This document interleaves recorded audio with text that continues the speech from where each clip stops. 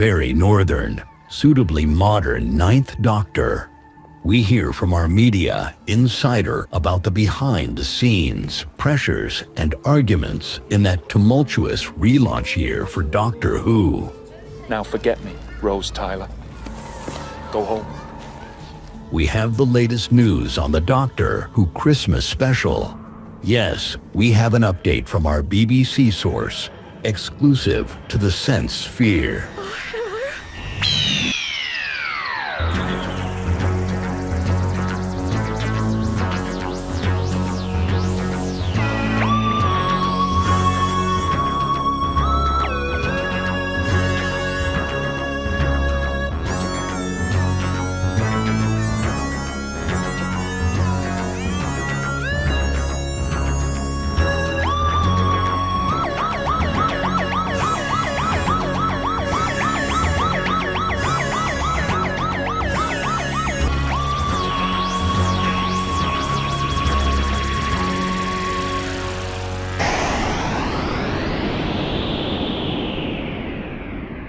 Brendan really appreciates every single one of you. That's the truth of it. Well, as usual, it's a lively one tonight with ructions behind the scenes of the Eccleston year, insights from my media source, up to date from today. Then my BBC Insider responds to the responses to RTD saying nothing yesterday in Cardiff. Only on the Sense for you will you get a response to a reaction to a non-response. Who said there's no nonsense on the Sense for you? But seriously, we have the latest. I have a stellar panel to discuss it, and the evening would not be the same without forcing poor AI Tom Baker to say, without you all, it wouldn't be anything. So please join in the thread. Send us super chats, emails if you want to come on the show. Generally, join in and enjoy yourself. So good to see you all, everybody. And yeah, we've had a busy week. I mean, since I last talked to my BBC Insider, there's all this going on. So we tidy up the loose ends about the Christmas special. You're all talking about it. Is it cancelled? Is it on? Brendan said it's on. Other streamers are saying it's not. What did RTD say? Now we think this. I talked to my BBC source today. Update. Fresh today. Any other Doctor Who news we will pour over. You'll see what I mean. It's still, I mean, I think it's a mad, interesting, exciting time because we're trying to fill in gaps. We're trying to pour over tidbits, and oh my God, I've got more than crumbs. So this is the lineup tonight, everybody. You know, for me, I like to give you the lineup. So I know you're all busy. I know you all have got precious time, and I know you don't want to waste your time, and neither do I. So this, hopefully, there's things there that take your fancy. I will talk to the thread in a minute, but obviously I'll bring my friends on first. So let's go pouring all over to Dallas. Good to see you, Christian. Howdy, good to be here.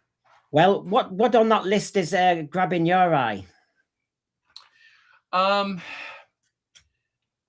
Gosh, I would say the Christmas special confusion, only in that a lot of people are going to make the assumption, oh, it's canceled, it's not in the running because we don't hear anything about a production.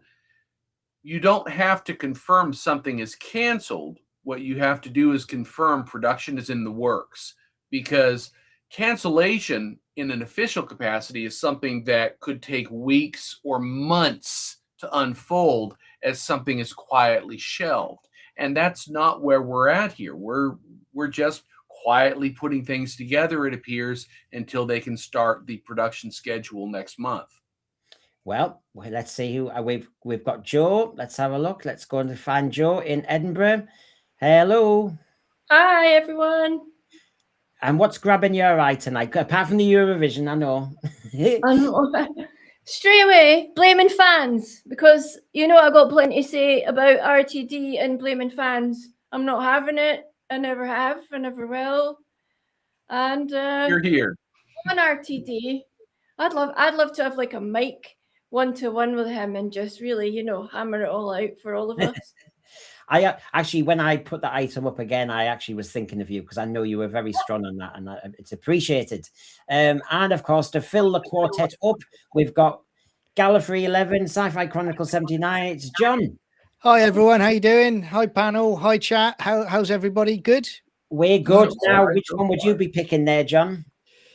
Oh, Christmas special confusion. It's got to be, isn't it? Really? Oh, well, I am here to deliver. Don't worry, that will all be coming this way. And here's, you know me also, I like to give you tasty morsels of what's going to be said. Here's a nice short one from my BBC Insider. I said, is there still a probability of cancellation of the Christmas special?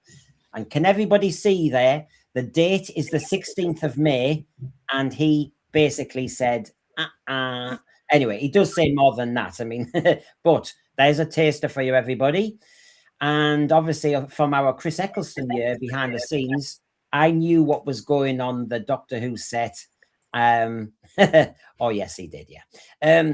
So, you know that this week I was talking about the BBC are waiting for Billy. It should start very soon, said my BBC Insider. That was only, I think, 3 days ago. Since then, people are still insisting. There's certain ones saying it's cancelled, it's this, it's that. Well, we're going to really get down and dirty about that. And remember, later on, we've got the behind the scenes of the Eccleston Doctor, and there's a tasty quote, the brutal Tyrant Rtd. Who said that?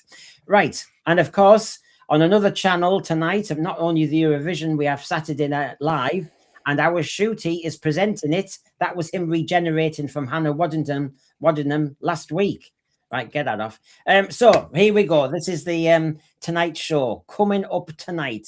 We'll start with the AMC Doctor Who deal. Now, good old America here. I mean, are you pleased with this one? This is basically the back catalogue, seasons 1 to 13 are in the hands of the AMC now. Are you pleased with that, Christian? Well, I'm okay with that. I want to make sure that there's always a place that Doctor Who is streaming. And you heard me make this one observation.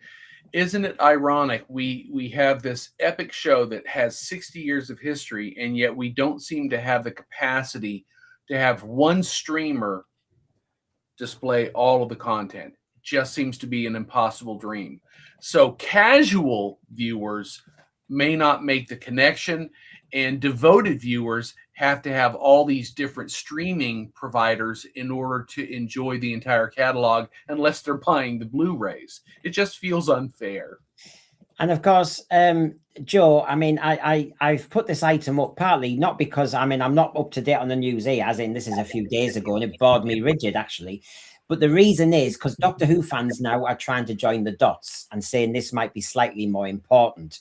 So, of course, series 1 to 13, not the 2 Disney years, they're basically going to be shown in America there. But people are thinking, yeah, but that rumor that the AMC was going to stream as well. So that's why I thought it had some more importance. And of course, Garbage, who's our moderator tonight and our good friend, you'll all see him there. He's also sent me this today, and he said, is this interesting? Is this an observation that we need to make? On the BBC iPlayer, they have suddenly split off the Disney years from everything else. And is that telling us something about what's happened with the AMC? What are your thoughts, Joe? I just feel sad. Like, I feel like Doctor Who's been punted around like an old boot. Like, there's something just horribly disrespectful about all this.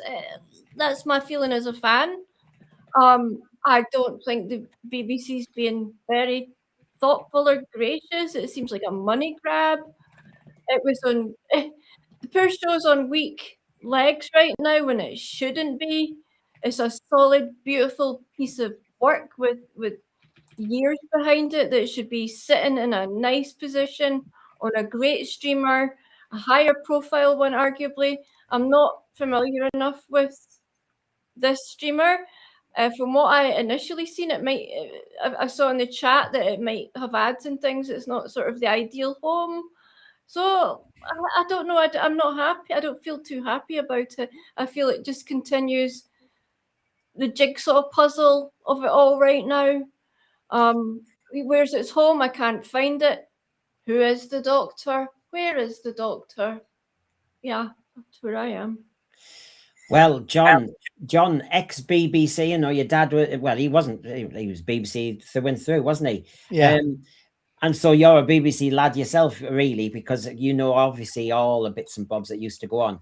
So you know you want to defend the BBC mostly or from the past. Yeah. I'm talking to my BBC insider today, who obviously I'll give you more on obviously what he thinks about the Doctor Who's nonsense. But he was actually saying if only the BBC at the moment would actually keep the BBC iPlayer and actually hire it out to foreign countries rather than do the AMC thing, that actually let people buy into the BBC iPlayer. Yeah, I don't know about what he said about buying into the iPlayer. Well, yeah, rather than do the AMC deal and all the rest of it, you know, the BBC iPlayer's there. There's a back catalogue there. Why can't the BBC make their money that way? So it's all kind of whoa. Yeah, I mean, they could do. I mean, I think for me, it goes into, you know, like this AMC deal.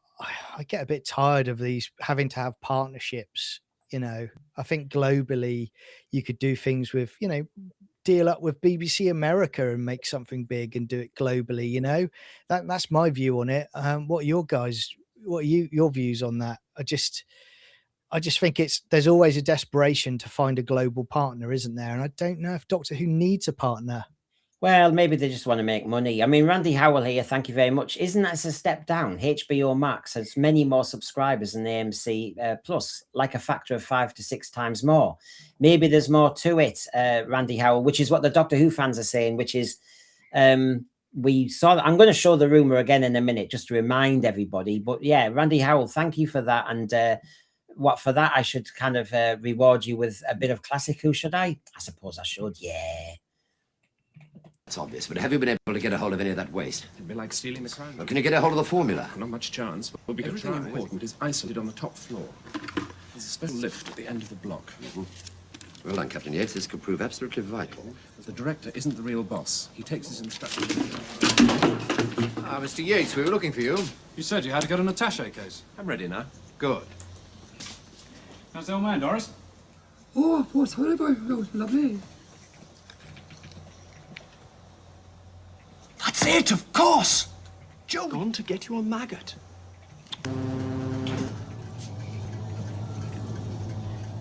How kind of you to drop in, Doctor. Who are you? Yes. I am the boss. I am the computer. Yeah, the good old classic, I am the computer. So here we go then. So a lot of people here. A question for Christian. Oh, here we go, Christian. Is BritBox International available in the USA? BritBox International is wholly owned by the BBC. It would seem to be the logical home of Doctor Who. I believe we do have access to BritBox here. I have I haven't got a subscription to it, but I believe it's available here. I'll have to look more deeply into that. That's all right. Benjamin Davis, good to see you. God, I love poetry. My favorite classic Doctor with Hartnell as a close second place. Oh, well, I'm glad to please you. Well, obviously, me and John, I think it was 2 weeks ago, 2 weeks last Sunday, we talked about the 2028 reboot with AMC Global Media, and we reckoned it was a hoax. Then fans are saying, well, this part has been done, the season 1 to 13 back catalogue. So could the rest be true? And this, just to remind everybody, and I just want to get Joe's experience as well on this. They said the 3 companies, this is part of the memo, Joe. It said the 3 companies will jointly finance and produce 3 new seasons of Doctor Who with global distribution spanning linear, streaming, and premium platforms. And it shows you how they'd break it up. AMC would do the international network, Sony worldwide. Yeah, they'd worked out how they were going to divvy it out. On top of that, it said the partnership represents the next chapter for a beloved franchise with limitless storytelling potential. But because the quote was anonymous, our source thought this might be a bit of a fake, that memo, because nothing happened on the 11th of May as promised. Within the memo, it also says production begins 2027 with the first season slated for global premiere 2028.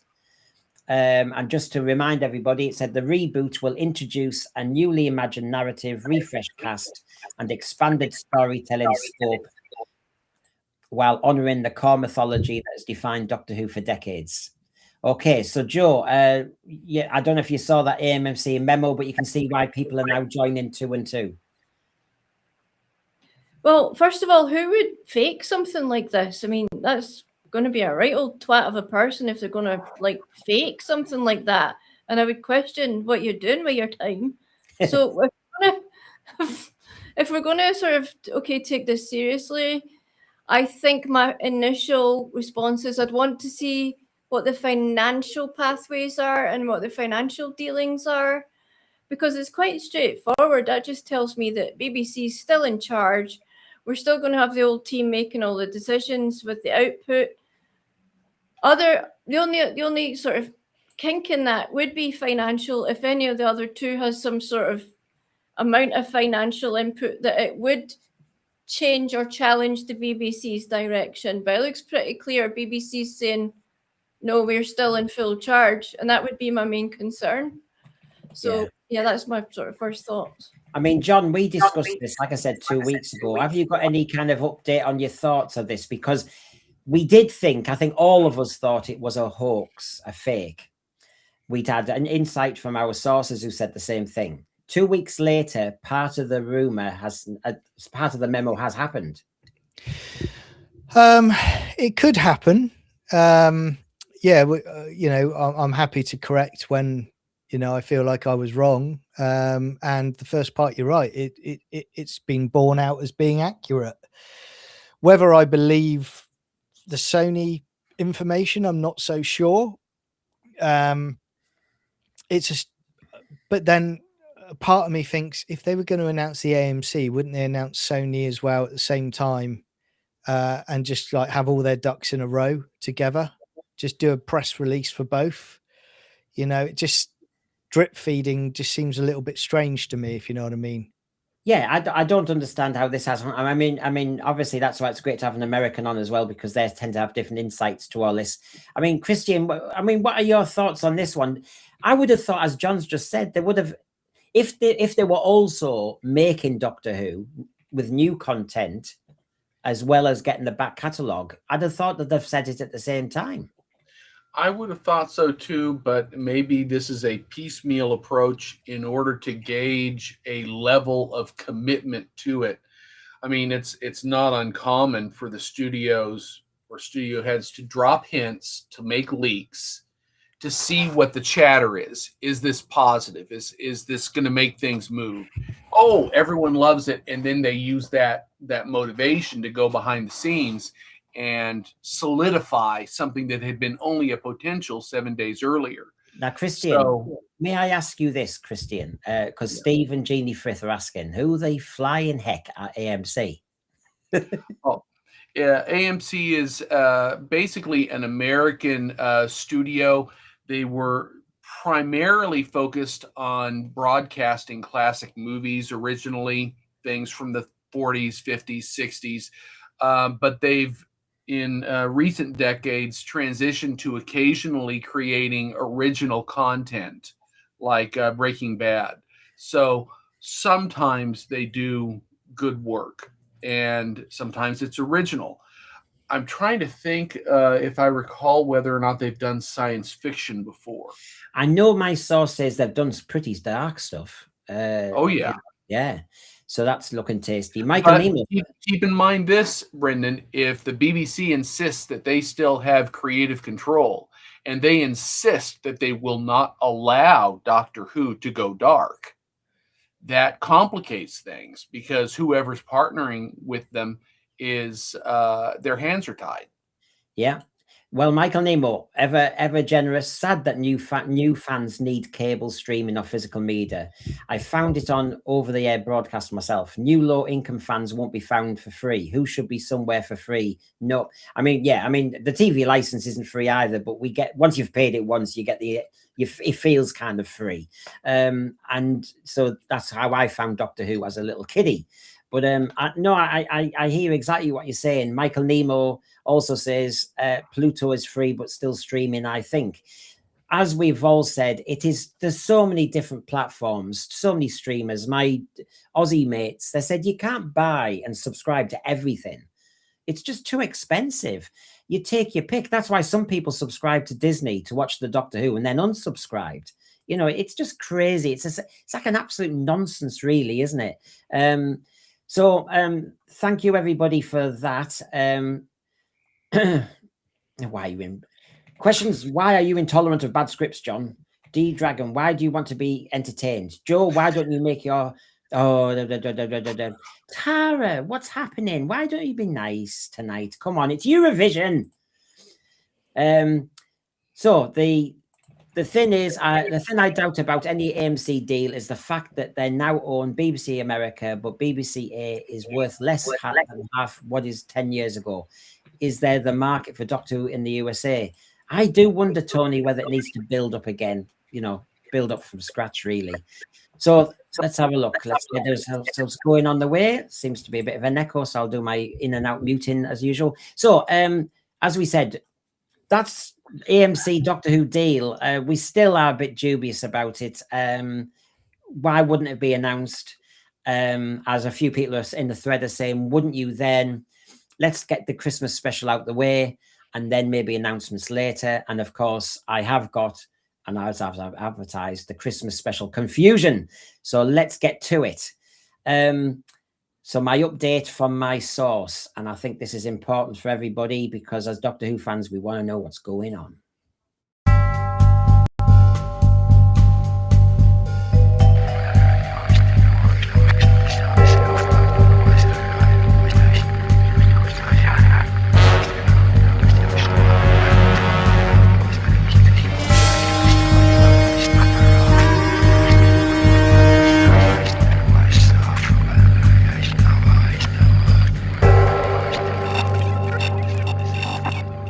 Decipher.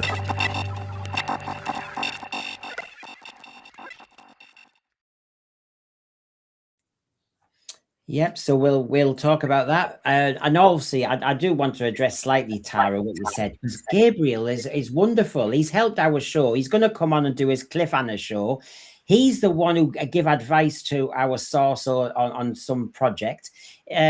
He's got some great insights into Doctor Who. I mean, he says Doctor Who is cringe, and I bloody well agreed with him over the last couple of years. So, you know, Gabriel's got sound as a pound in his judgment, as far as I can see. So, 13th of May here. My source said it should start very soon, the Christmas special. Then he said RTD does not have free reign. It's nonsense, Brendan. All commissioners read scripts before filming. It's just that Disney didn't care. I was actually reading a Ludwig script with Lindsay Salt not long ago. So, you know, that. So he is seeing scripts. It definitely hasn't been scrapped, the Christmas special. Production is still there waiting for Billy Piper to finish on Wednesday, the Netflix series. Tennant wasn't in it. Russell, an awful lot of echoing going on. I don't know what's going on. Russell absolutely never wrote for David because he just wasn't available. And then this is the context, and then we'll discuss, and then I'll give you the update. Let me put it this way, Brendan, because as you know, I'm pushing back all the time. Why is the BBC waiting when they've got the script crew in place? If Billy wasn't available, they would have told Russell to work away around Billy, and a new doctor would have already been in place. They are waiting for her. Gosh, I'm going to have to be muting everybody tonight. It looks like there's so much, echo. So we've got, let's have a look. And then the last little thing to bring us up to speed. Brendan, they've got 7 sound stages at Bad Wolf. The BBC Studios filming crew is on standby waiting for Billy. Yes, Doctor Who can be made in a short space of time, but it depends how much FX and VFX Russell has put into the script. Okay, and just to bring you all up to speed, because we will obviously build to my update today. Obviously, Russell T Davies had been saying that the jaws were agape of the BBC when they saw his ideas. Lindsay Salt, the office my BBC source was in, her office. One of the most loved dramas is Doctor Who. And of course, we will have an update on what RTD said, and that's where we'll go to. So, John, up to speed. Where do you stand on this one before I give you the update? About the script being ready and, you know, them being aghast. Well, as in the rumours out there, some people are insisting it's cancelled. End of. and they are reading the tea leaves of if RTD didn't say anything, the fact that nothing's been made yet, why haven't they released anything, blah, blah, blah. Then, of course, I've asked my BBC Insider, and he says it's going ahead. I'm just saying, where do you stand on this? I actually think it is going to go ahead. I think it is happening at Christmas. I think it's going to be a very close deadline, as we talked about on your show the other day. And with it being rushed, I'm not sure it's going to be high quality, but there you have it, really. But I think it is happening, definitely. Yeah. Christian? I tend to agree with John. The closer the deadline gets, the fewer resources they have, the more cuts or the lower the quality is going to be. I can see where Tennant would not have to be a part of it. I think I texted you my solution. You could say there was quantum entanglement, and at the same moment that Gatwell was regenerating, Tennant was regenerating on Earth. So his successor can appear in the story to resolve the bi-generation conundrum. You don't actually have to have Tennant, although it would be nice for continuity's sake. So my guess is it's in the works. It'll be done, but they're waiting to get all their ducks in a row. Although it does concern me that they are waiting, because we already know it's possible to shoot around a key actor. They've done it before, if that's a concern. So it almost feels like they're making an excuse to postpone starting it. But what that justification is for, I don't know. Yeah. Joe, I haven't obviously talked to you about this live. So what are your thoughts as a TV producer? From what my BBC Insider said the other day, do you think they are just waiting for the star to come in, or do you think they're just waiting to announce a cancellation? What's the name of this show? Doctor Who. Yeah. No, Doctor Who. What are we working with here? What are they playing at with the main character, right? If Billy's available, she's Doctor Who. David's not available. David is the only legitimate Doctor Who actually walking around, if you go by the story. He's all we've got left, really, of Doctor Who, because Billy was an FU from Russell T Davies. So now they're telling us it all comes down to who's available. Are they taking this seriously at all? Is that how they're treating the Doctor? I think it's absolutely disgusting as a producer and a fan. As a producer, you're telling me we're just going by the seat of our pants here, and that we're sort of, it's all in the air and we'll see what falls down. That is no way to run a show. This show's on its, in fact, it's not even on its last legs. It's almost cremated, and you're still not seeing how serious it is. I mean, they should be getting a dressing down from. I'm completely speechless at how bad this situation is. Really, I am. I'm disgusted at it. No, I think you speak for an awful lot of people. Tony Farrell, interesting. Brendan's BBC source disagrees with his non-BBC source. I'm glad you've mentioned that, Tony, because my non-BBC source got back in touch with me and had a word with me and said, Brendan, when I talked about his information based on about 4 months ago, he said, I actually, he coalesces more with my BBC source now. So to be fair, Tony, I was quoting something he said a little while back, and he actually did get back to me and give me a slap wrist. And so my two sources are actually coalescing a lot more regarding Doctor Who is on, and they're just waiting for Billy. So yeah, good point, Tony, because obviously I need to address that because people might think, so yeah, there you go. Stephen O'Neill from Wigan, the Doctor Who production team do have previous to a close deadline. Well, yeah, exactly. The Time of the Doctor is one of them. And my non-BBC source has always said they'll start in June, Brendan. They'll finish in September. The post-production will be a tight 3 months. It's doable. And if it's a one-off story and it's not too ambitious, it is doable.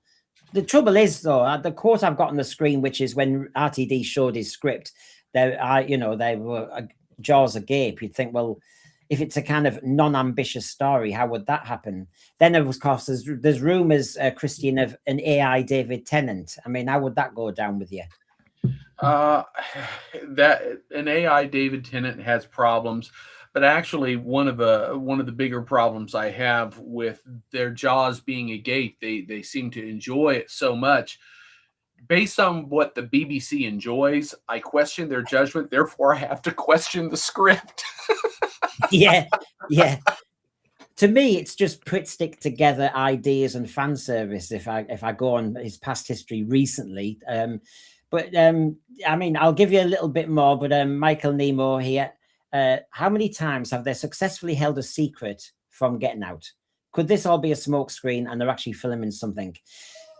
Well, my BBC insider, I'll give you the update, Michael, to be fair, because that's only fair that I can tell you what he's saying, because he obviously is a very experienced BBC insider. So he gives me his thinking of how it's all going there. But of course, I've got to thank you as well.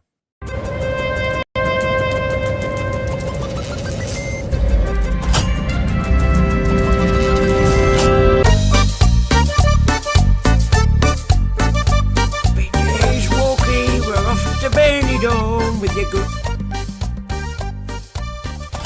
I'll treat the wife to a blue rinse.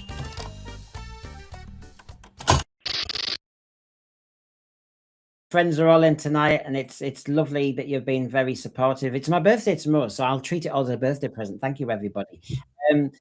So Darko24, the reality was Cliffhanger was stupid, but I think audiences will be rightly miffed if it gets ignored rather than followed up. Right. So that's your opinion. Some say move on, please. Farsight, he made a rash decision when he dumped Billy in at the end, and he's reaping the rewards of that. Well, is he? Are they just waiting for her? As in, he's going to reap the rewards after a few months. Phantom Cat, if Shooty Who was RTD flipping the bird at the fans, just imagine what this Christmas special is going to be.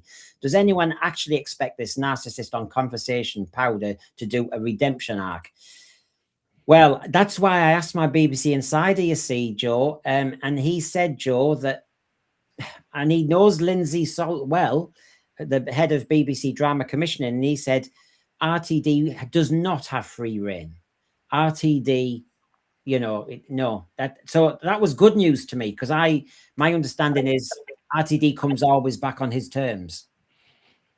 But that's not what who was telling us, that nobody dares say no to RTD, and the content tells me that there's no one on putting him on a leash like maybe he was before.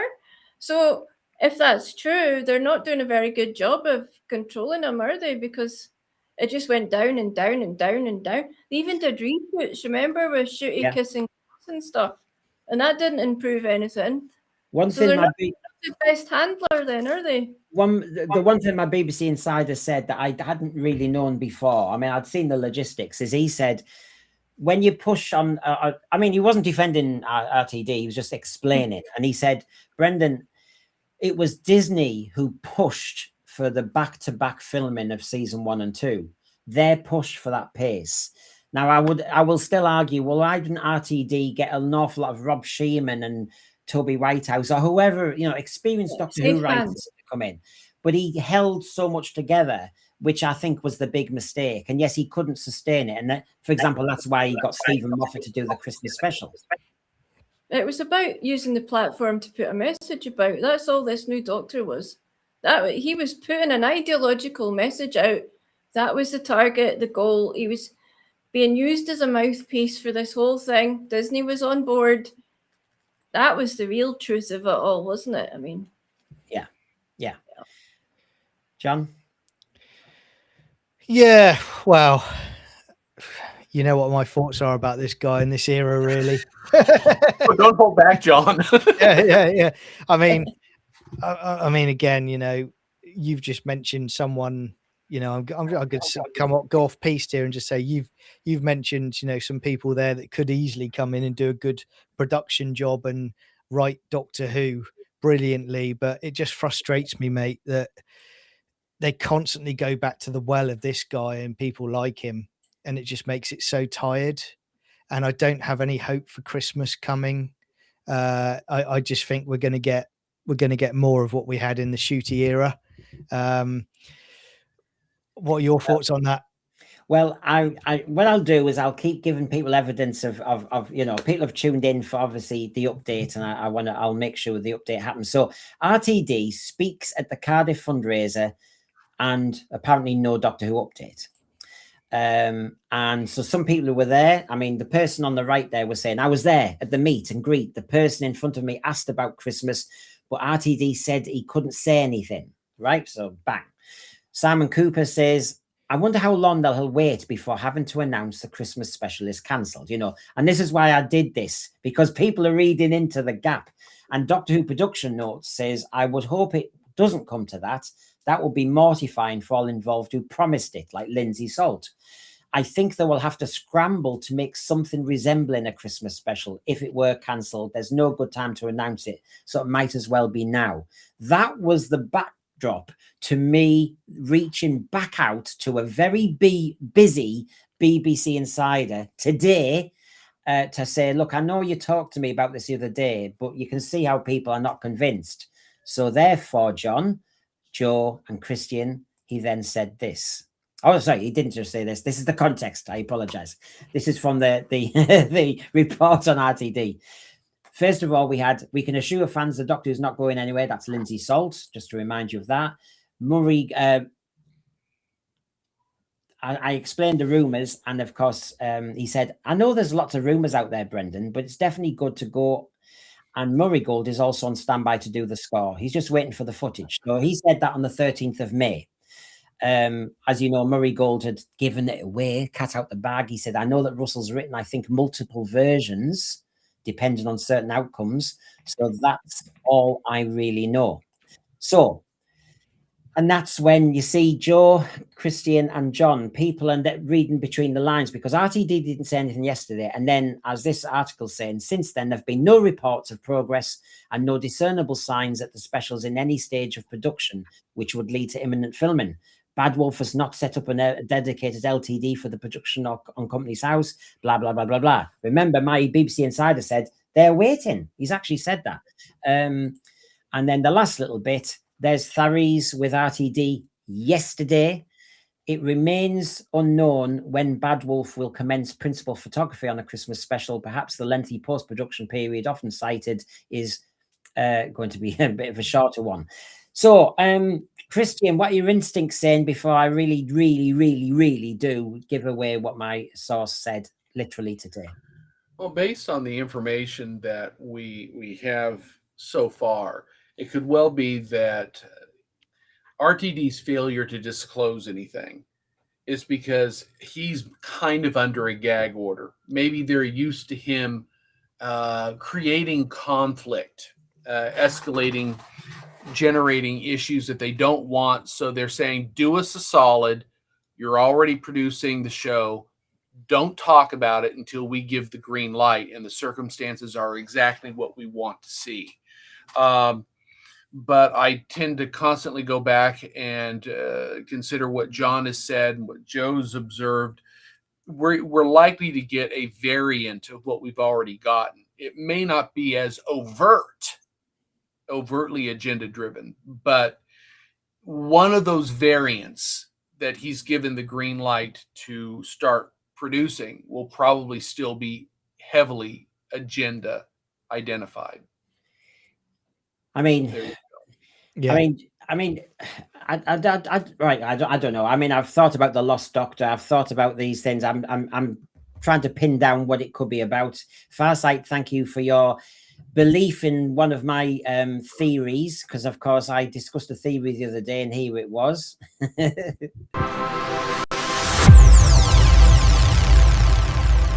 If this message is activated, then it can only mean one thing. I'm dead or about to die any second with no chance of escape. I looked into the TARDIS, and the TARDIS looked into me. You looked into the time vortex, Rose. No one's meant to see that. I am the Bad Wolf. I create myself. I take the words. I scatter them in time and space. A message to leave myself here. You've got the entire vortex running through your head. I can see the whole of time and space distance, and I divide them. Everything must come to dust.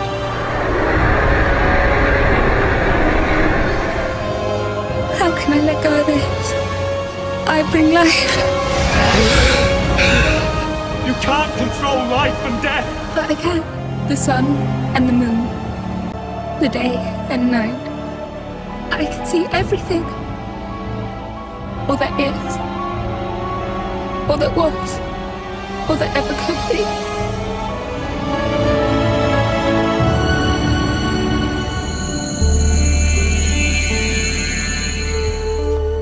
And the reason I'm showing that there is because Farsight liked my theory, which obviously, if there is a Christmas special, Billy could be the TARDIS stepping in to stabilize the regeneration. And what I thought is, when she sucked in that vortex, which is crazy, it's like she's that glitchy hologram of Chris Eccleston, and basically she's like the default TARDIS doctor, as like an automaton, like a chameleon who kind of will just run the TARDIS while they find the doctor. And I kind of thought the TARDIS might do something like that, throw up its own Bad Wolf hologram to run the TARDIS to get out of this crisis. And by God, did we have a crisis when we lost Shooty.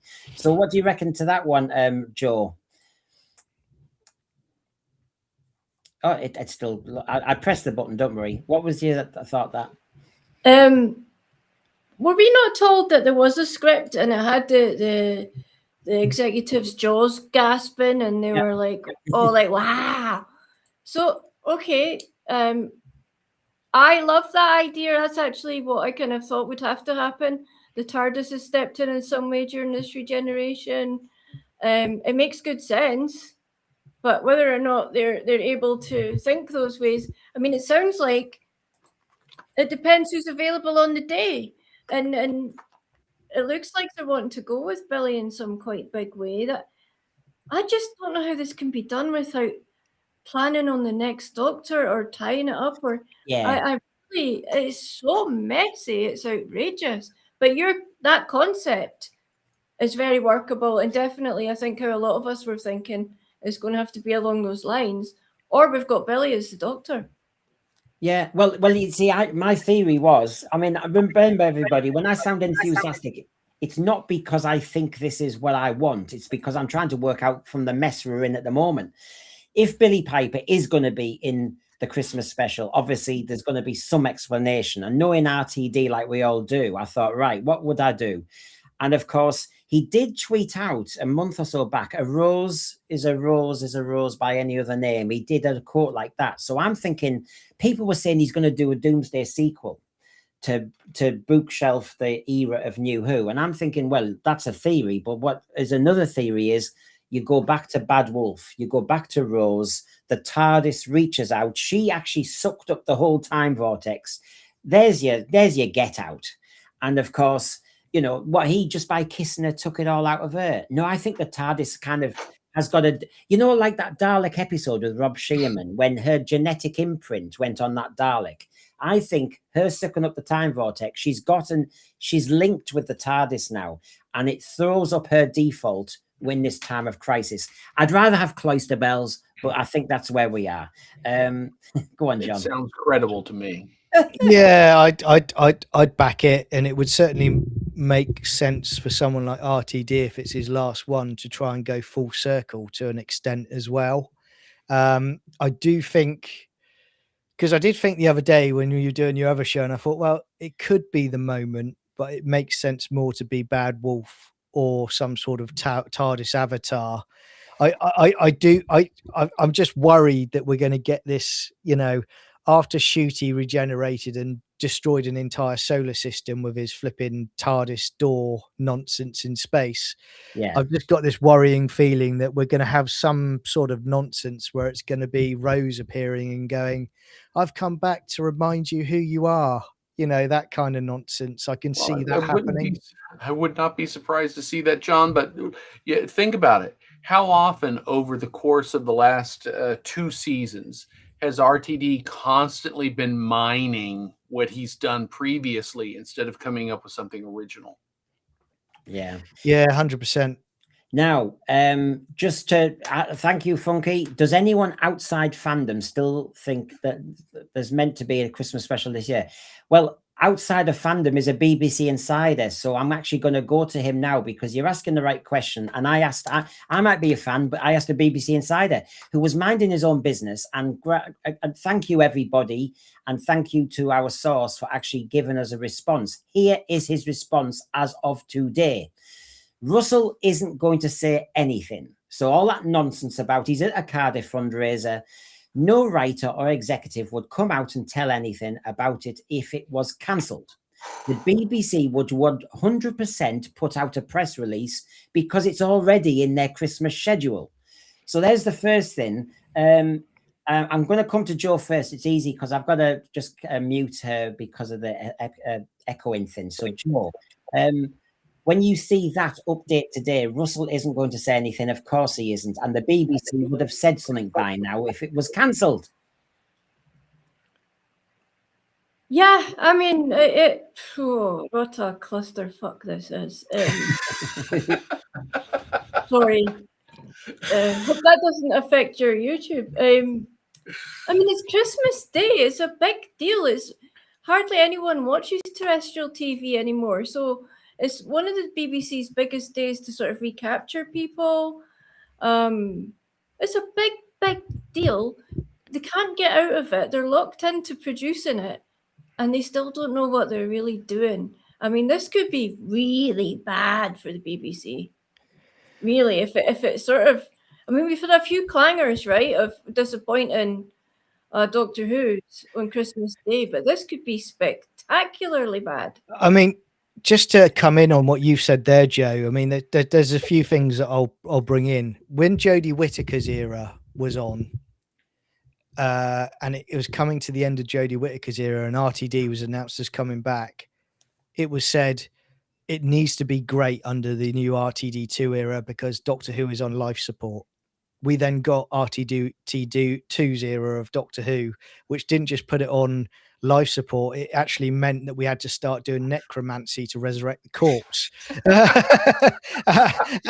and now we're at this point where we've got Bad Wolf and Co. The Christmas special is going to go ahead, as I said. That's what I believe as well. I actually think we're going to get there's two things. I think either one, it's going to be just as bad as it was for the 2 seasons under Shooty, and it's going to be a damp squib and people are going to tune out within a few minutes. Or the reason it is getting so much closer is they're realizing now that they have screwed up massively, and they're like, right, we need to do some kind of course correct here, especially if you want to rebuild the brand and you want a new series with a new Doctor and a new production team. You know, look at the example I give. Look at when Tennant left and RTD stepped away, and it was all set up for the new production team to start on their Doctor Who and their new version, their new style of Doctor Who. That will need to happen again. So they're in a difficult position now of their own making, where I think they want to do it as they've done with the Shooty era, but they're also in this position now where they're like, actually, we can't afford to do that now. We're in trouble. So BBC would, if everybody out there is listening, cancellation, it would have been announced by now, says my BBC insider. Why would they want this to be exposed and carry on? So that's the first thing. Second thing, it would have already got out, Brendan. The BBC then would have put out a statement. And as I said a bit earlier, I then said, right, what is the probability of cancellation of the Christmas special at all? And he said, there's none. So everybody add what he said to me on 13th of May and what he said to me today. It's happening. It's not cancelled. They would have announced if it was cancelled. They're just waiting for Billie Piper, and everybody needs to wait for her too, if you don't mind. You know, they're not going to say anything. There's nothing to say because they haven't started filming. They will start filming in June. Basically, just everybody wait. Interesting. Yeah, I mean it's funny, isn't it? Because when I had Dwayne on the other day, he seemed to be going, "Oh, I'm not sure," and I don't know if somebody's heard anything else. But I've got a BBC insider. Whether I end up with custard pie on my face, I don't mind because I'm reporting what a BBC insider thinks, and he's pretty well connected. I can't say any more than that. Higher PVFS, we need to wait until RTD calls it out. Well, yeah, I know. Wait, wait till he starts doing all that stuff. Lots of birthday greetings for tomorrow. Thank you. And please give birthday greetings for Garbage for yesterday. We didn't realize we're both Taurians, so that's trouble. Randy Howell, perhaps Shooty sacrificed himself, thus causing David Tennant to collapse, and the mission is to facilitate the regeneration. Oh, God, can you imagine? Based driver, the moment was entirely underwhelming. Yes, I found it very boring and made little to no sense whatsoever. That said, a return of the moment would make more sense than a Billy TARDIS. Yeah, I know. That's the plight we're in. I agree with you. Esteemed representative, Mayor Quimby asked for the esteemed representative of television to be brought in. So mine's actually shorter, thank goodness. You're making some references. I love it when I pick up a reference that I can't understand. Hey! So, Zach Written, it's a cluster shambles. Yeah, you did a different version to our sweet Joe here. Yeah. Bill Silver, the word Joe used there summed it up perfectly. Well, yeah, a little too. Well, I think she said it spot on. Jay Davenport, so many issues. 8 episodes instead of 13 meant less time to develop new characters, actors. Look, if we push back and say Disney pushed this to go fast, and obviously RTD had no sense, he wasn't in charge of the timescale, it still doesn't make sense why he got too ambitious. Chris Chibnall got too ambitious with Flux. I mean, Christian, remember that, don't we? How many characters? We were covering the universe, and I just thought, pull back.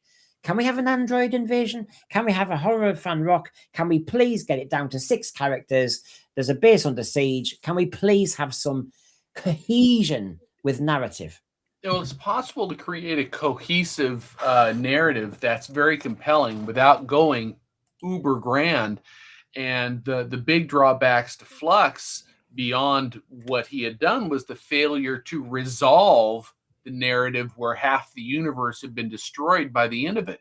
So talk about dropping the ball and leaving it on a cliffhanger that was never to be addressed again. It was his version, frankly, of the bi-generation that RTD gave us during the 60th anniversary. So we've been getting boatloads of these unresolved crisis elements, these existential problems for Doctor Who. I want some closure at this point. Yeah. I'm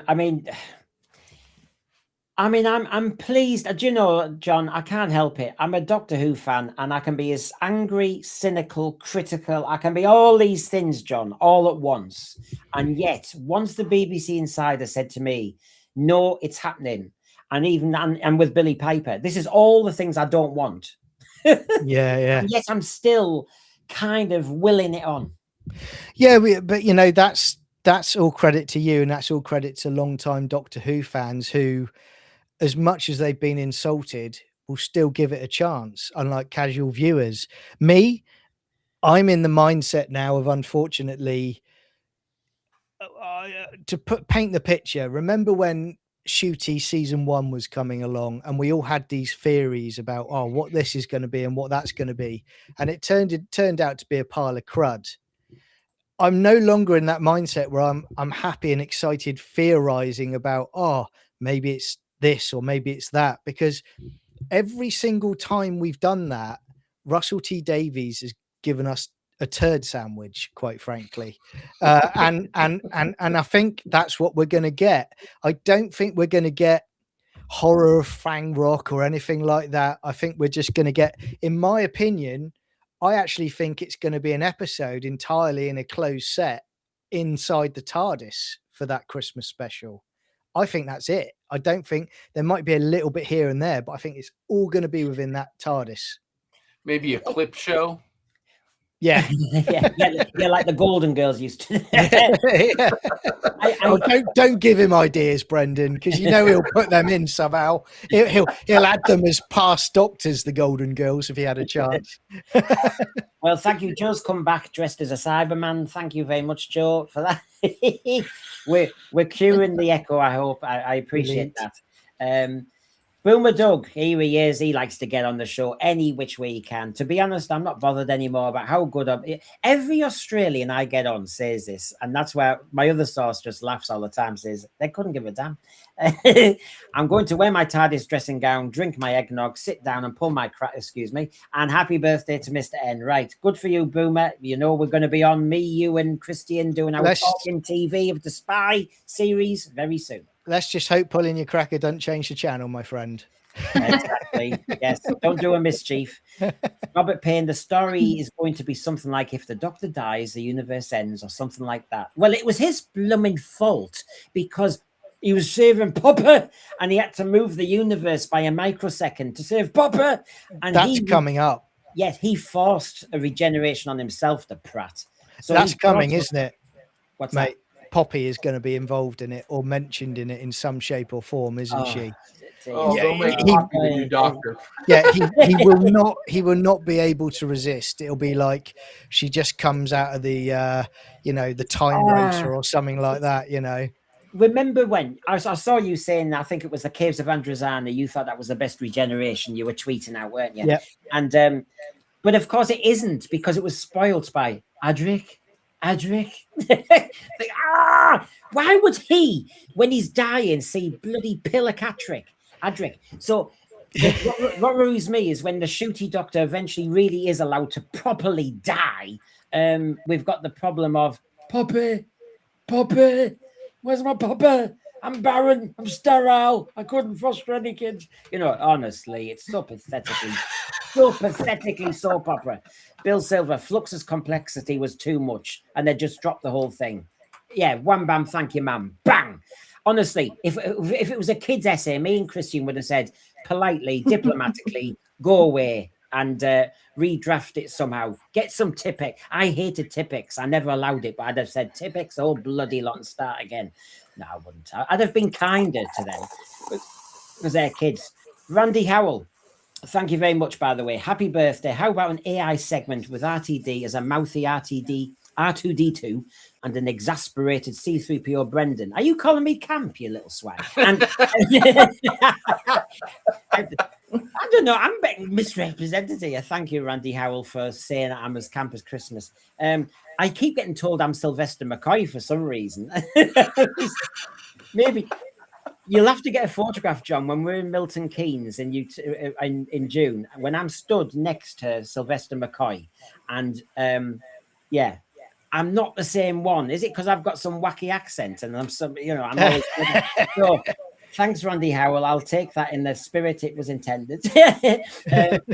Boom proved to me even Moffat lost touch completely. Oh, well, we're meeting him as well, aren't we, John? Oh, it's going to be...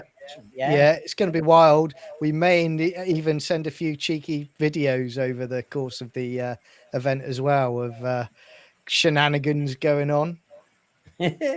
So good to see JWC Reviews. I sent you a DM a while back checking on how's life. But yes, he likes your pile of crap. We seem to like it tasty tonight. So BBC are waiting for Billy. That's all confirmed according to my source. And he said this.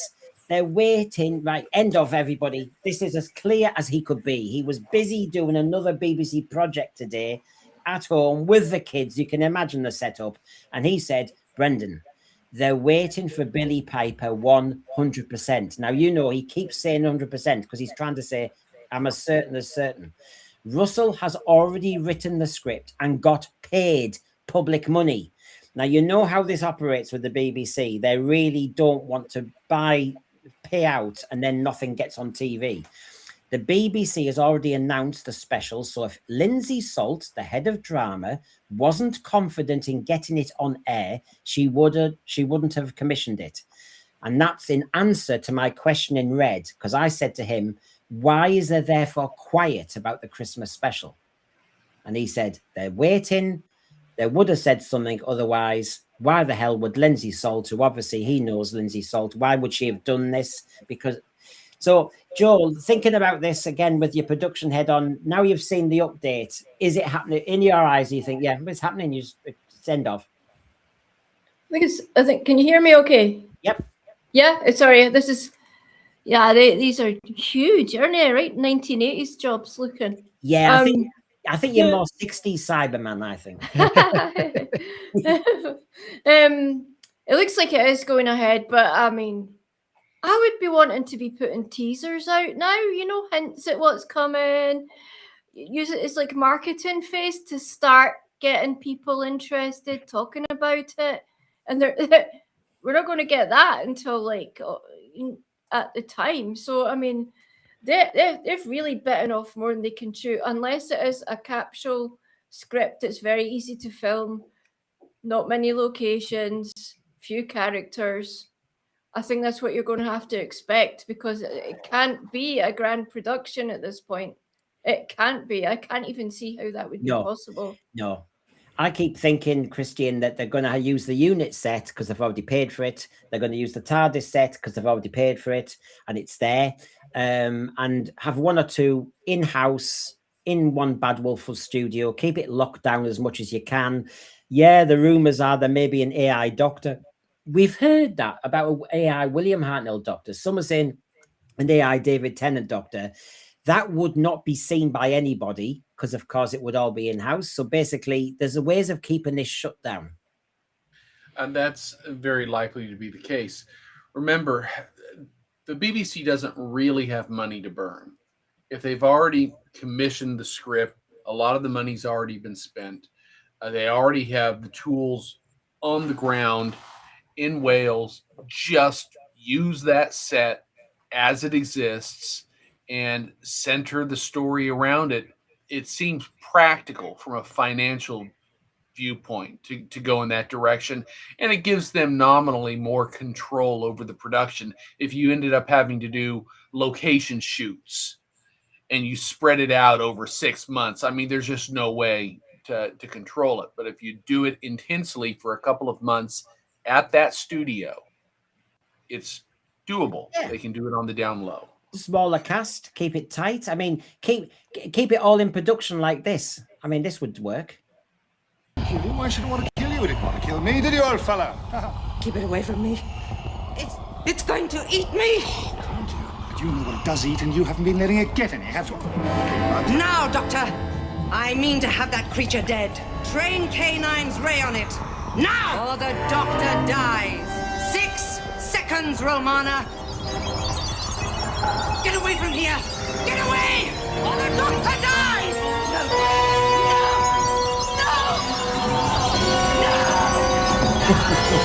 No! It's my favorite bit. No! I think that's what people are saying, whether it's cancelled or whether it's on Christmas. No! I think I'm going to have to make a Lady Adrasta segment for any news about what you don't like. So all I'm saying, folks, is I've pestered and I appreciate his help. The BBC Insider, well connected, high up, say no more, is saying it's 100% going ahead. So if you want to believe all the stuff about cancellations, you go for it. I'm going to put all my money on I mean, he's given me an awful lot of time and I've fully appreciated it. And I've really enjoyed talking to him because I know what productions he's on. I know what TV programs he's making. He's very successful. Hello. So I'm backing him and thank him for that. And of course, Benjamin Davis, good to see you, is talking about what everybody knows, the elephant in the room, about the James McAvoy being picked before shooting Atwa, which is what, some people have talked about endlessly. Sounds terrible, doesn't it? I know. Yes, but what we've got to say is, would it have made any difference if you had James McAvoy doing Space Babies? I mean, I'm sorry, you cannot make anything better. It's such cruddy content. At least it saved James McAvoy's career by not being in it. So let's have a look. Let's plod on. So, of course, the working title we keep hearing is something like The Lost Doctor. 16th Doctor is, locked in some sort of regeneration process, like the Bloody Watcher or something. And so, of course, there's lots of conspiracy theories out. If it isn't cancelled, which my BBC Insider says it's not cancelled, then of course everything's still in play. And our thread has really been thinking about lots of things. Metro said the other day, are David Tennant and Billy Piper reuniting? Well, my sources seem to think David Tennant not really, unless he's happy to fly across the country and stress himself out. But Billy Piper, yes. This is the deputy TV editor's thoughts on what will happen. See what you three and the third think of this. It seems pretty likely to me that Billy will be back for the Christmas special, but not as the Doctor. I think she's probably playing Rose, and some timey-wimey nonsense has teleported her onto the TARDIS. Well, my theory's better. It's the Vortex. Her mission will, with some help from maybe some old companions, Rose, Noble, will be to track down the missing Doctor, who's probably been held by the episode's big baddie. The villain will probably be revealed to be the boss, who was mentioned a few times during Shooty's run, and the episode will likely bring that running thread to an end. For that reason, I think the boss will be revealed to be a previous villain, likely from the classic era, like the Meddling Monk or the Rootons. Now, just to tidy this up and then see what everybody thinks, this is what was said in the rumor, the Reddit rumor: 14th Doctor, Rose Tyler, and Noble search for the 16th Doctor. Who is kidnapped by a mysterious boss-type character, and the Daleks are playing around with their bloody sink plungers in the background. And then, remember this bit in the Star Beast? Oh, I will escape and have my revenge, said Beep the Meep. So you beware, Doctor, because there's one more thing. A creature with two hearts is such a rare thing. Just wait till I tell the boss. And just as I finish, Dwayne Bunny, Sirens of Audio, he's been saying for a while now, and remember, he had Carol Ann Ford over there. Hello, hello, hello. And he keeps telling me the boss is Susan. Yeah. So Susan kidnaps the Doctor. She's interested in anybody with two hearts. Well, she would be, because she's a Time Lord. We assume she is. So the boss...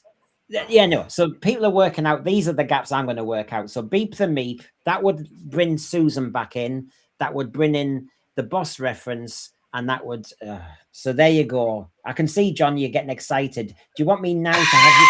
Do you want me to put Lydia Draster back on? Yeah. I tell you, mate, I can see him doing this and tying in Poppy, but it's just. I'm sorry. Twice in one show, you're going to make me say turd sandwich again. This is the level of, if it happens, the basic cobblers that he comes up with. I wouldn't be surprised, because it is low hanging fruit kind of stuff.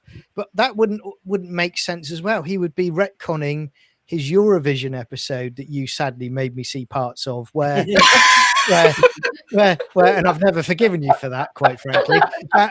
And she turns up at the end, basically telepathically speaking to him. Now, that's not the actions of a big bad boss, the way she is there. And again, it would completely alter that wonderful character that we had from the very beginning of Doctor Who. I agree. I do think he will use a classic villain from somewhere, but for crying out loud, please, somebody somewhere tell him you cannot use any more classic iconic characters because you keep screwing them up. One is pooing on top of a TARDIS. Another one is flipping running around in underwear and rose petals everywhere. And then we've got an anorexic skeleton who used to be Omega. So your track record, I'm afraid, Russell, is not too good with classic villains. You've made Celestial Toymaker a bloody Spice Girl. What the hell was all that about? Omega's become some anorexic, kind of oddbod. If you're going to do a bad villain from the classic because you want to tie into the classic, tell you what, Russell, do the terrible Zodin, because we never saw Zodin on the screen in Doctor Who. She was mentioned. Do that one. I'm happy with that. I'll give you that one. No, I think he should bring back. I'm very happy for him to bring one classic monster back, Christian, and you can see why. Here we go. There we go. Master Wang. Yeah. That would be right up his alley. Yeah. Now See where he's hiding his tissue compression device, can't you? Yeah.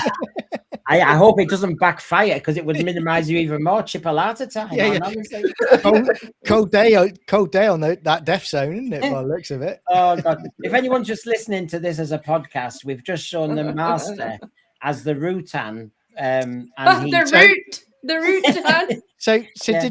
did he go to prison on Gallifrey then for exposing himself to people in the death zone? Is that what happened? There you go. Is that a deleted scene? Mind you, Saturday Night Live didn't improve things, did they? I mean, look at that monster on Saturday Night Live when they did the Doctor Who parody.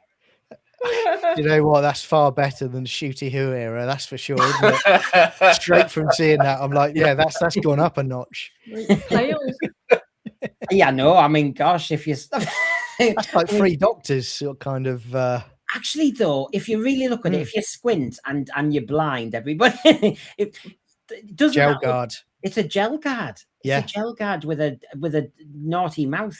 And that could work today, though. That could work. Your gel guard today. I completely. It's all in the writing as far as I'm concerned. But you know, it's Russell, isn't it?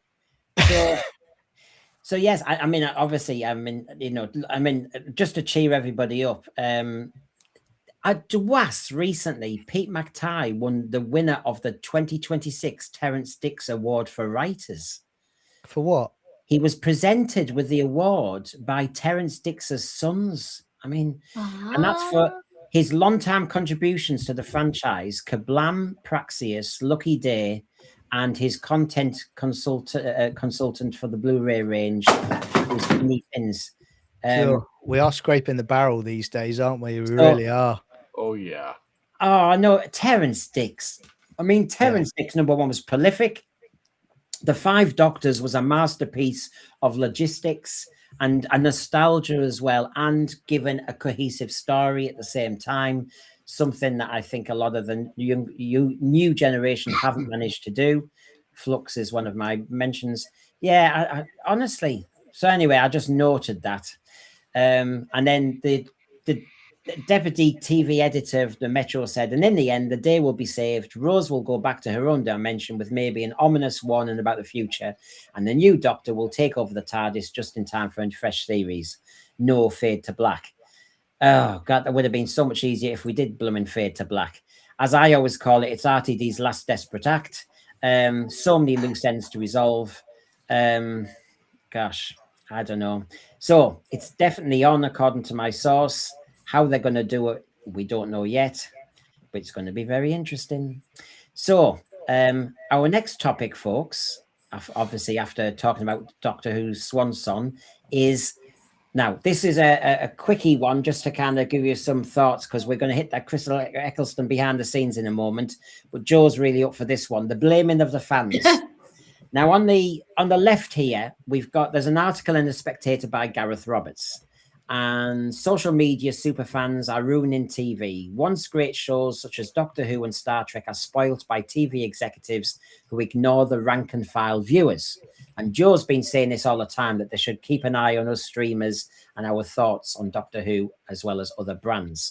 And it just reminds me, Joe, all the nonsense about touching grass and we're all dinosaurs. It takes me back to, I saw this the other day, Doctor Who fans hysterical, says Michael Grade. I think they've always seen us as a punch bag. So BBC One controller, as we all know, has hit back at thousands of Doctor Who fans who are fighting to save their programme. He called the fans hysterical. In a letter published in the Radio Times, Mr. Grade says long-running television series do get tired, and it is because we want another 21 years of Doctor Who that we've given it a rest. We all remember that. So, of course, do you think, Joe, we're just a nice punch bag with the plebs?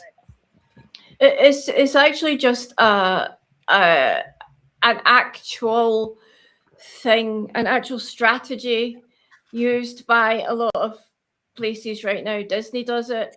We had Ewan McGregor angry at the fans for being racist, and it is running parallel to the political climate. Unfortunately, you know, they're lumping us. We're the far right bad guys right now somehow, simply because we don't agree with everything that's being given to us. And It's everywhere, but I don't think it's working. Aside from the press and people who write these kind of articles who are in that bubble, you're not getting this kind of rhetoric outside it, fortunately. And that's why a lot of us are turning to YouTube to listen to the commentary on shows. And we're hearing the truth here now. So I don't think this is going to work much longer this way, treating these are paid shills that Yeah. you know, they write whatever Disney or the BBC or anyone wants them to write so that they get access to the exclusive perks that they get. They have Yes. they don't care about the show. They never have, you know. It's you're right, Joe. It's authenticity now is on YouTube, you know, because people speak with their with passion and with their hearts on their sleeves about a show that they adore. If you go back a bit, remember in 2005, a lot of the classic Who fans did come along for the 2005 era onwards. Yes, there were the usual geek debates about, oh, I wasn't sure about that episode, or I didn't like this, or I didn't like that. But there wasn't any of this now. This only came No. about because these people started attacking the fans. They fired the first shot. And it needs to get back to a place where, yeah, basically they're saying, right, okay, we're not going to follow the small minority on X that don't buy the merchandise, that have no investment in the show whatsoever. We're going to focus on general viewers, and also we're going to try and respect the fans. And I keep saying it just before I finish off. Stargate is coming back. What did they do? They did a show on a YouTube channel that has been supporting it for years, and they said, it's for everybody. You're all welcome. Come and join us. That's what it should be. That's how they should be doing it. It's a smart point of view, and also the community that I would say the sci-fi community is one of the most fantastic bunch of people you're ever going to meet. You go to a convention, you've got people with major disabilities, physical often, making their way to convention centers. Now, it's not cheap, so they spend a lot of their money, which means it matters to them. For myself and my son, one of the time we went to meet Peter Capaldi, that was the holiday for our year, to go to London for those few days, and it meant everything to us, and we loved every single minute. So it's got this extra dimension of taking care of these people who really love what you're doing, and what they've seemed to have forgotten is we want to like it. We want to support it. We want to give our money to it. So we're not the enemy here. 100%, Joe. I mean, Christian, when you're hearing this, is there any difference in America when I think of Trekkies and everything? Is there an abuse of the fans over there, or is it different? No, it's the same. It's the same everywhere. And I go back and I say the reason they constantly attack the fans is they're trying to defer responsibility for their failures. Fans are an easy target. Oh, I put out the best product this planet has ever seen. Everyone should worship at the altar of my cinematic release because I'm just so good. It was these 4 evil panelists on SenSphere who single-handedly got everyone on the planet to not watch my product. So don't blame me, blame those 4. That's the way it plays out. Are you talking about a different panel there, Christian? Yeah, I tell you what, I'm just writing down a note. Don't get Christian to do advertising for SenSphere. Yeah, oh dear. I'll clip that one out. Yeah. So, yeah, I mean, honestly, I feel as though there's just a trend that, you know, you've got the establishment and that. RTD used to be the non-establishment. He was trying to break into TV. Yeah. And now he's the establishment kicking us all below. It's the classic ladders kicked below you. So let's get to our tasty one, the Chris Eccleston years. Oh, well, it gives us a chance to have memories and everything. So everybody, let's get nostalgic. Let's get political. Let's get fighting. And let's see what insights they have from this era. I'll give us all a nice reminder of this period.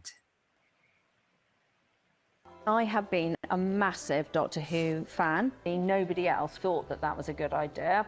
It was so ready to fail. It was seen as a kind of entertainment, pastiche, silly property. Absolutely what had happened to the show in the 80s. The cook wouldn't come anywhere near us. All you've cost that pop star is phenomenal. Billy, would you ever return to the show if I've returned a bunch of times.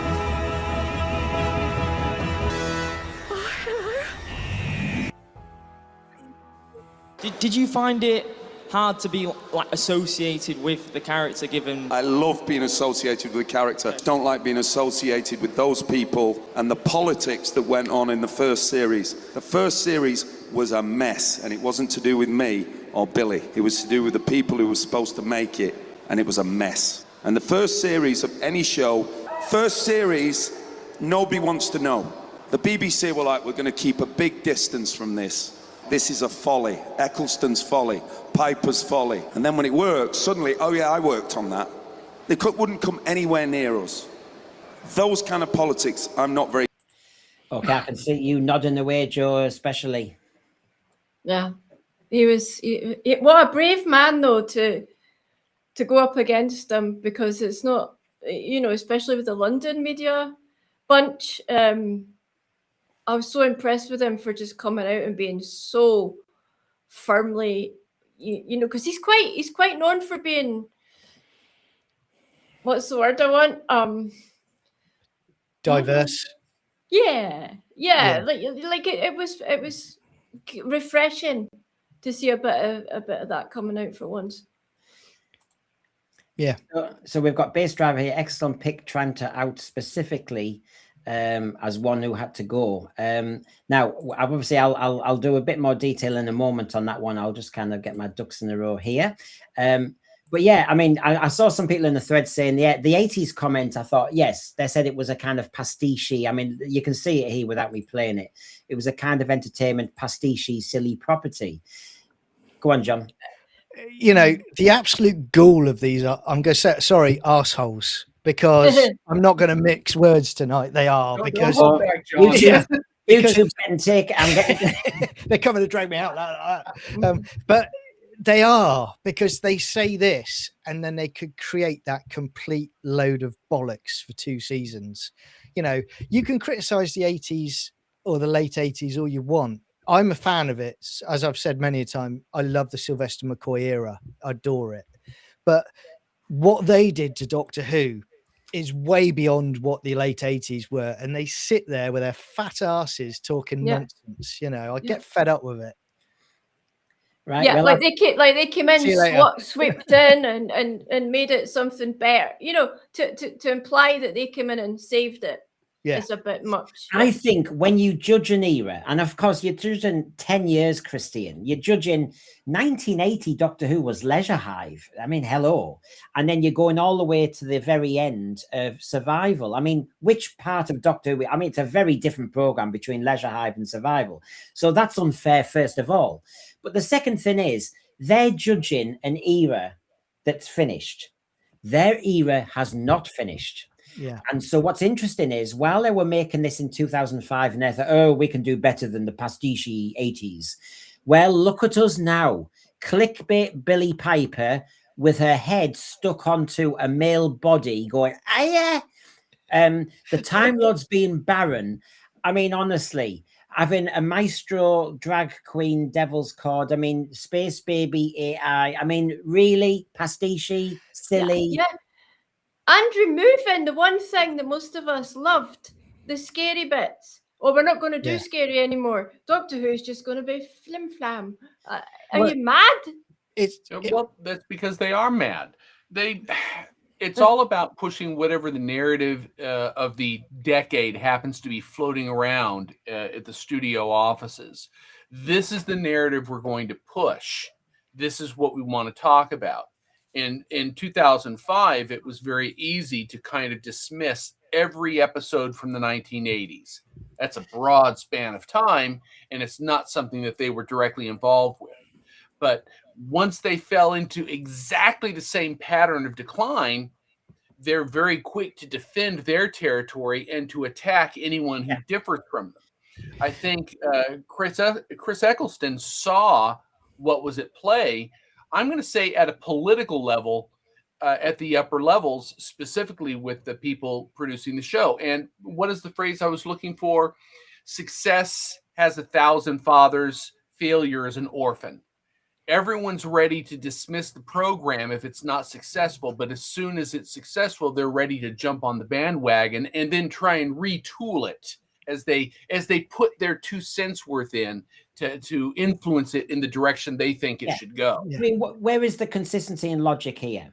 As you've just said, we can criticize the show in the 80s, but you can't criticize the show now unless you're a phobe or an ist. Oh, how's that changed? And you know what, mate? You're 100% right. But also what I would say is I'm a big fan of Andrew Cartmel, firstly. And I liked what he was doing with Doctor Who. And if he had the money that this lot have had over the last 20 years, I think we would have had something quite fantastic.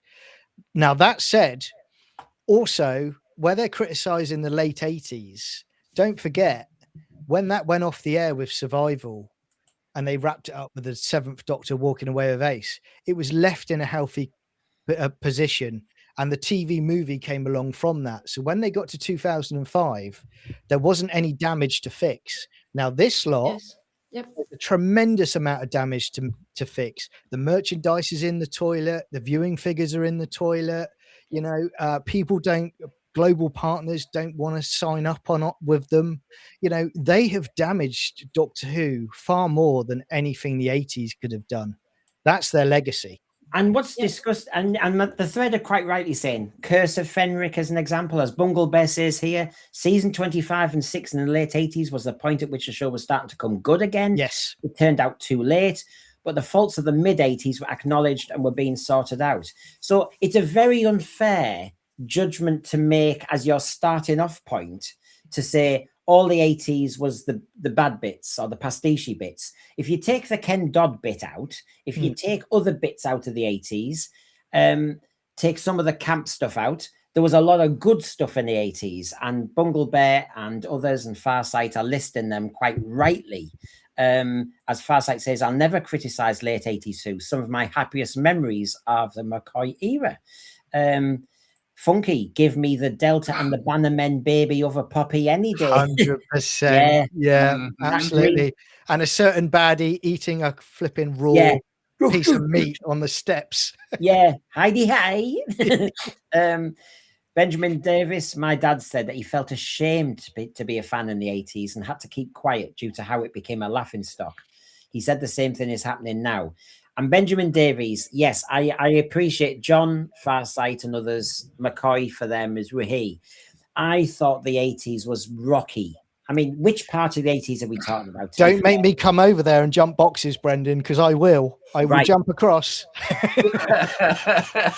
Kevin Taylor is getting the season 21 giveaway. And what I wanted to link is me and John. If you want to pay for tickets to see me and John have a fight at Milton Keynes in June, come along because we'll fight. If you, I'll be dressed as McCoy and Brendan will be dressed as Tom Baker's Fourth Doctor. I am outnumbered. McCoy and Aldred are there, so I'm stuffed, aren't I? I mean, I'm going to try my best. Benjamin Davis also says, "Oh, my dad loved Chris Eccleston, though." What I noticed is, this is when I was teaching in Birmingham. I just moved, so I didn't know any of the staff or anything. So my eyes are ears and are everywhere. I'm on sharp alert, trying to make friends. And this was the Eccleston year. And these older staff who didn't seem to be Doctor Who type people to me suddenly said, "Oh, did you see Chris Eccleston?" And they were talking about Chris Eccleston's Doctor like this was amazing. And I just sat back, you know, like Doctor Who fans who are used to being quiet going, "Oh, this is lovely. This is lovely." And then just joining in as if you're kind of cash. "Oh, yeah, I saw it as well." And the Dalek episode, I remember Pearl Jennis, she was called. She was high up, experienced senior teacher of Lon Ilk, and I was the newbie. And she said, "Oh, I love that Dalek episode." She was a psychology teacher and philosophy teacher. She loved all the existentialism.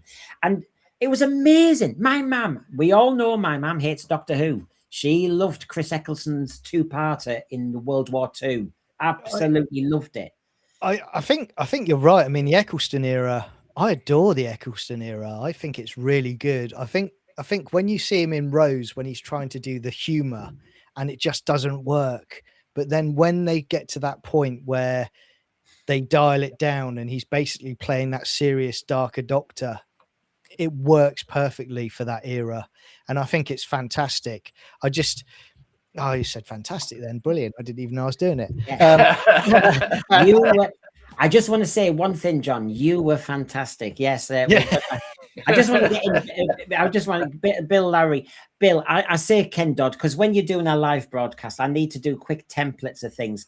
I am a fan of Ken Dodd. I love Ken Dodd. He's such a funny man, so creative, and he is a miss to the entertainment industry in Britain. And he wasn't bad, actually. I agree with you. He wasn't bad at all. I just say that as a kind of template thing because I'm talking fast and I'm unscripted. But yes, you're right to slap my hand because I was dreading it. But when he did it, I thought he was all right, to be fair. So let's get on with this era then. I mean, that was just the opening gambit.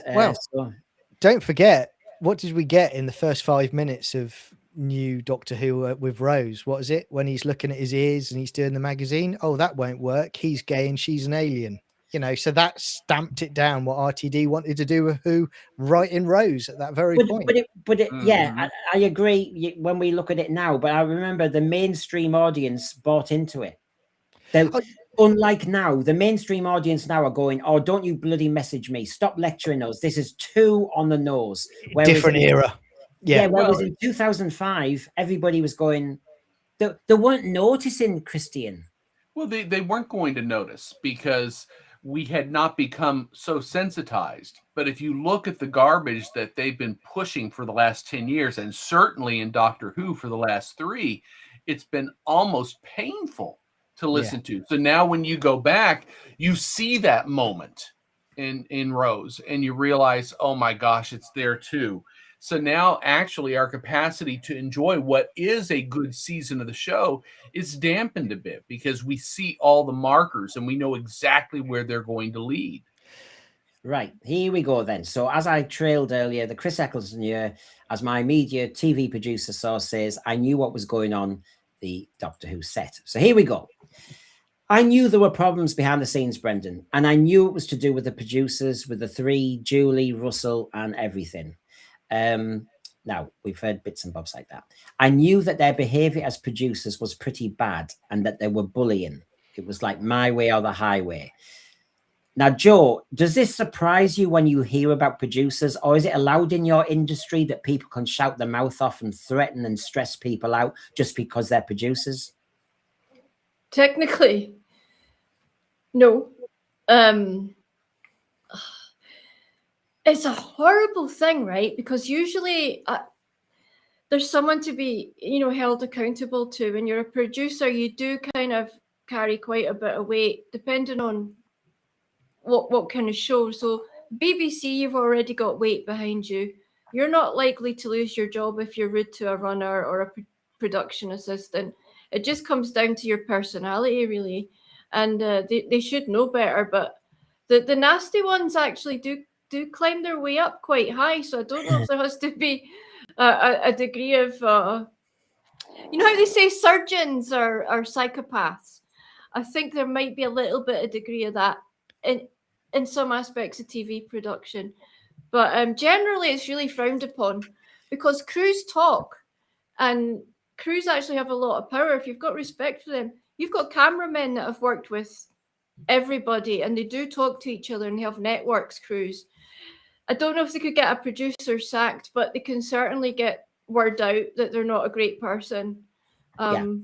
So I think we're just in a bad situation with Russell's particular team. I think, the head guy, the showrunner, has a lot to do with the tone of the atmosphere of the production. Well, so it might be a bit of that. Well, I'm not repeating the whole thing again. Don't worry. But this first bit they talked about in this bit here. Oh God, I'm going to make a mistake. Sacked Russell T Davies. That's not the one. I know everybody knows that one pretty well. It's not that one. Yeah, what's that, mate? What's that? I've not heard that one before. Yeah, that's a new one. It was this one when just in the early bit. I mean, we all know this as Doctor Who fans. Jane Chanter says I was a massive Doctor Who fan. Nobody else thought that was. Nobody else at the BBC thought bringing Doctor Who back was a good idea. And I'll say again, make her a dame, Lorraine Heggessy. Thank you for believing in Doctor Who and pushing it through, because she was dogged. Lorraine Heggessy, well done. I really love you. Now, within the BBC, as I say here, they didn't think it was Good a good idea. idea. It was so ready to fail. It was seen as It was so ready to fail. Alan Yentob, big BBC man as well, is nodding. So the point is, the context there, everybody, just to remind everybody, is that, to be honest, the BBC were almost waiting for Doctor Who to fail. So the pressure's on RTD and Mob. Can I just say about that? What they're saying is complete and utter nonsense, because don't forget, the TV movie didn't get picked up in the US, but the TV movie in the UK still got 9 million viewers. So this nonsense about the 2005 series was ready to fail is absolute rubbish. In fact, it was probably in one of its strongest positions then to come back. We were still on tenterhooks on whether it would work, but it had been away for a few years, but you still had families that had grown up with it who missed it, or maybe had tuned away for a certain amount of time and then gone, oh, look, Doctor Who's back. I'll check that out. I know what you're saying. I think that I do actually think what they're saying is the BBC internally does not believe in Doctor Who and thought it would fail. And when I heard the announcement, I thought, wow, this is going to be mega, especially when they announced Chris Eccleston. But I have to say, internally, and even Chris Eccleston in that video referred to this, that there's all the BBC bods who have now pretended they were part of Doctor Who when they weren't. Yeah, I think you may be right on that, and I'll concede if that is the case. But I think the BBC, I could see it, that potentially they didn't believe in Doctor Who, which is crazy. But then the BBC have a history of not really trusting their properties, do they? I mean, it was the same with Red Dwarf, where they used to put it out, but they move that on after a certain period of time. It's really a peculiar thing to say, but then that's kind of blowing smoke up their own arse, though, isn't it? Really, because that's saying it was gonna fail. We felt, but we're so brilliant, we managed to turn it around and make it a success. Well, at the time, they knew they wanted. What I'm saying is that if this idea about bullying and my way or the highway might have been slightly engendered, no excuse, by the fact that all their heads were on the block, and they knew it. Zach Witten, who always defends the Aussies, and I know he's Aussie himself, but I think he's in Wales. John, I thought the TV movie in the UK got 7 million, got 9 million. Yeah. Just so you know. Right, Christian, obviously to bring you in, you saw what's been said here. My source continued with this bullying and stressful background to the Eccleston year, and he said, but remember the show was only going to go up to Dalek, up to the first 5 or 6 episodes. So basically, it seemed to be well known in the industry. It sounds like the first season, when it was Unearthly Child and maybe the Daleks, and then maybe, that they were under an awful lot of pressure. Now, So a lot of pressure. Does being under a lot of pressure provide dispensation for treating people badly? Nope. I don't know. In the classroom, I've been under a lot of pressure a lot of times, but for some reason, if I decided to take it out on the kids, the administration would frown on that. That's not considered professional. I'd like to think that when they were putting together these episodes, and yes, there was pressure attached, that they would still have the presence of mind to treat everyone with graciousness, and that everyone's participating to bring this show back to the airwaves. This strikes me as maybe more of a Bad Wolf issue than a BBC one. Yeah, it is possible. I mean, Candyman here, watching the 05 series at the time, none of the behind-the-scenes drama translated to the screen. That is very true, except one little thing. Chris Eccleston left. Tony Farrell, excuse me, Brendan, I distinctly remember that the then director of the General of the BBC, Greg Dyke, stated that Doctor Who was exactly the kind of program the BBC should be making. Look, there can be 2 rights and wrongs at the same time here, Tony. Good point. I love Greg Dyke, by the way. What a ridiculous situation that my dad was a big fan. Yeah, why he had to walk for some nonsense politics that normally happens. He was the man who took the bloody sacrificial lamb. He should have stayed. He was brilliant. Now, so yes, I know Greg Dyke. He would have the right instincts. Of course he would. but a lot of the BBC establishment, I think, is what we're saying here. Lorraine Heggessy, I've just applauded because she stood out. Greg Dyke's another one, but a lot of them didn't believe in this. They're still a stupid kiddie show. Remember, my other source has given me millions of quotes on this. But I think, no, you're quite right to say that, Tony, but I think overall the establishment's a bit... Zach Whitten, I think Chris's problem was with us. Sorry, Joe, I'll come in and get you. With a certain director of Rose, Aliens of London, who was bullying the crew. We raised it several times with RTD and court, and they did nothing, so Chris left. Good point. We're going to bring that up in a minute with some clips. What were you going to say, Joe? It was just, it struck me that even from the very beginning, Doctor Who was kind of treated like that. From the very, very start, was it not sort of side-eyed a little bit, and it took a bit of courage to push through and a bit of tenacity? We all know that the first block, and this is what that was referred to then, was making World War III, Aliens of London, that with the pig running down the corridor, the first day of filming, all that, the stress of it, the director really under an awful lot of pressure as well. And of course, it was Aliens of London. Just remember, everybody, here we go. Harry, for God's sake, this has gone beyond a joke. Aliens fake an alien crash, an alien pilot. What do they get? Us. They get us. It's not a diversion, it's a trap. Has someone been naughty? Which means that anyone associated with him is trouble. And that's my job. Eliminating trouble. The Prime Minister left Downing Street. He was driven away. And who told you that? Gathered together in one room. Excuse me, do you mind not farting while I'm saving the world? Would you rather silent but deadly?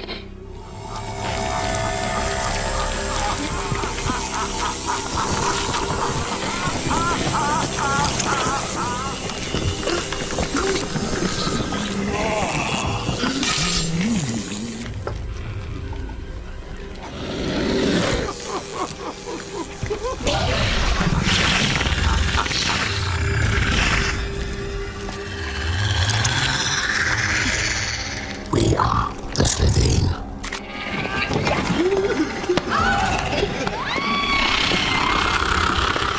Thank you all for wearing your ID cards. They'll help to identify the bodies.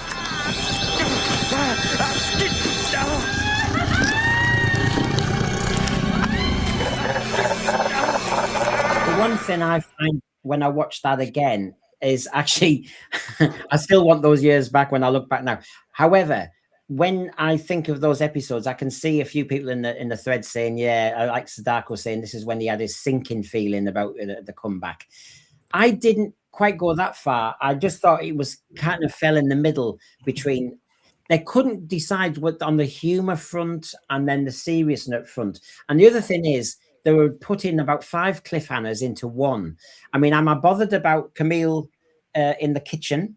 Am I bothered about Chris Eccleston being electrocuted? Am I bothered about Rose in Downing Street? It's like, oh no, just give us. And in a way, I think he's trying to make the cliffhangers bigger, but he actually just made them diluted. I don't know what you all thought of this. Yeah, diluted is the way to put it. You want to be able to focus, but that is one of the weaknesses of the RTD approach, where you're trying to make things grander, and when you do too much, you actually water down the focus, the intensity, and there should be like laser-like precision when you're trying to build that cliffhanger moment. And you can see little shades of the baby, that baby, space babies. Yeah. And that I can see this, I can see how they connect. I remember being disappointed in the sort of shitty humor. Yeah. I'm swearing, like, I feel like a kid. But yeah, I didn't appreciate it and I didn't like it. And that made me uneasy. And I agree with there was just a comment, their 7-year-old didn't like it either. So it wasn't landing on anyone. Yeah. John, the thread are kind of agreeing on this one, that the farts and the stuff, and then we've said it years later. There's something about RTD. He seems to think that's what the kiddies want, when actually I didn't want Genesis of the Daleks when I met Davros, and I didn't think about whether he was pooing in the commode or anything. I just loved the fact that Davros would threaten me and kill me. I wasn't bothered about a fart sound. That's where we've gone wrong. Genesis of the Daleks to this 6-year-old thrilled me because it was serious. When you watch, why do we need that toilet humor? I mean, again, I think you're right. I think he thinks that plays to the kids, but you know, certainly from my household, you know, helping to bring up my 3 nieces who were young when this was first on, they weren't receptive to those 2 episodes. They were receptive to the other ones. These 2 are absolute stinkers. I can't shy away from that. They're absolutely terrible. Every single time I'm like, I'll get through those 2 and then it gets better from there. But you know, if they got all of the farting out and they just had these sinister aliens trying to create World War III, the tone of it darker would have been so much better. And I will say, I mean, what Joe said about this was almost like a template for what we were going to get later on with like space babies and stuff. Can I just say to you, for season 1 of Doctor Who in 2005, writers, okay, so Stephen Moffat, Empty Child and Doctor Dances, Mark Gatiss, Unquiet Dead, Rob Shearman, Dalek, Paul Cornell, Father's Day, Russell T Davies, Rose, Aliens of London, World War III, The Long Game, Boomtown, Bad Wolf, Parting of the Ways. Now, I would argue, and I think this has been borne out now when he's been doing most of the episodes, out of those that he did in season 1, most of them are average, actually. Bad Wolf and Parting of the Ways are fantastic. So it's the other writers that really helped make season 1 strong. And if you look at it now in the current era, he did a lot of the writing and it was awful. Yeah. As my source was saying, talking about this Eccleston era, he said the season gets better. It's like they were trying to work out. They started with this Aliens of London one. And as we've said about the farting and the low bar humor and all the rest of it, they didn't get the balance right. And as the season goes through, you can see it. I mean, actually, when I watched that cliffhanger again, when I was editing it, I thought, and as I think after Now said in the thread, he said basically I'd have focused on Rosa's mum. She screams, she's cornered, it's leering over her. Stick at that cliffhanger. The one in Downing Street, for some reason, doesn't quite work. You know, a man's getting strangled, but I don't know, the angles and everything doesn't quite work. The doctor being electrocuted, even then, it just looked like dodgy CGI, so that didn't mean anything to me. So, yeah, maybe do that. But as he said, the season got better. It changed, it improved, they learned. They didn't know if it was even going to make it past those first 5 or 6. There was a lot of pressure, but you know, Brendan, even within a pressurized environment, as Joe said, there are limits. They should not be pushing them. And he continued. And Russell was brutal. I mean, he was an absolute tyrant. And Chris Eccleston wasn't having any of it. None of it. He's a northerner. He's saying, listen, you don't speak to people like that. So, I mean, honestly, when you hear this, Christian, we've all had bad managers and everything, but normally they get taken out. You can't. I remember when I went into one school as a teacher and people said, well, oh, we don't shout in this school. And I thought, oh my God, is it one of those schools? We all take them aside and whisper to them. Yeah, menacingly. You know, so yeah, here we go. You know, he was a tyrant. Well, it's hard to escape the fact that he's always been agenda driven and he has a very high sense of himself. And that makes him feel as though he has the right to treat people around him in a substandard manner. We know it's not professional. It's not becoming. But for some reason, the system with the BBC has given license for that kind of behavior. I'm sure there are some people who might be commissioned by the BBC where if they engaged in something unsavory and it was reported back, they'd be gone. Certainly they wouldn't be commissioned for anything else. But for some reason, RTD has a special dispensation to do whatever he wants. That's unfortunate. Now, I'll just, as I bring Joe in, it's important to mention this. Tony Farrell, you really helped me. You know I want you on the show. Tony Farrell, the 2005 relaunch, benefited from the Mal Yun curbing, controlling the worst excesses. Yeah, there's one massive difference between season 1 under Shooty and RTD2 and the first era, and it's Mal Yun. And I agree with you. He was behind an awful lot of new dramas. Him and Lorraine Eccleston. Yeah, he was the leash. Sorry, that leash that RTD must have been on then. Is that what you mean? Yeah, I think so. He was another executive producer, but he disappeared. I mean, you know, something's changed, John. Well, yeah, I mean, again, as you've all alluded to, you know, the shackles have been taken off RTD and he's been free to do whatever he wants to do. But I also think, you know, we've talked about it before. Well, you know, in that, I think it was that documentary that you had up earlier from clips from for the 20th anniversary or whatever it is, where they were saying, you know, oh, Russell's our friend, you know, and yada, yada, yada. Well, they lost control of the production because they clearly didn't have any emotional detachment to make the hard choices to rein Russell in because he was a mate. You need somebody in production, and Joe, you'll know this more than I do.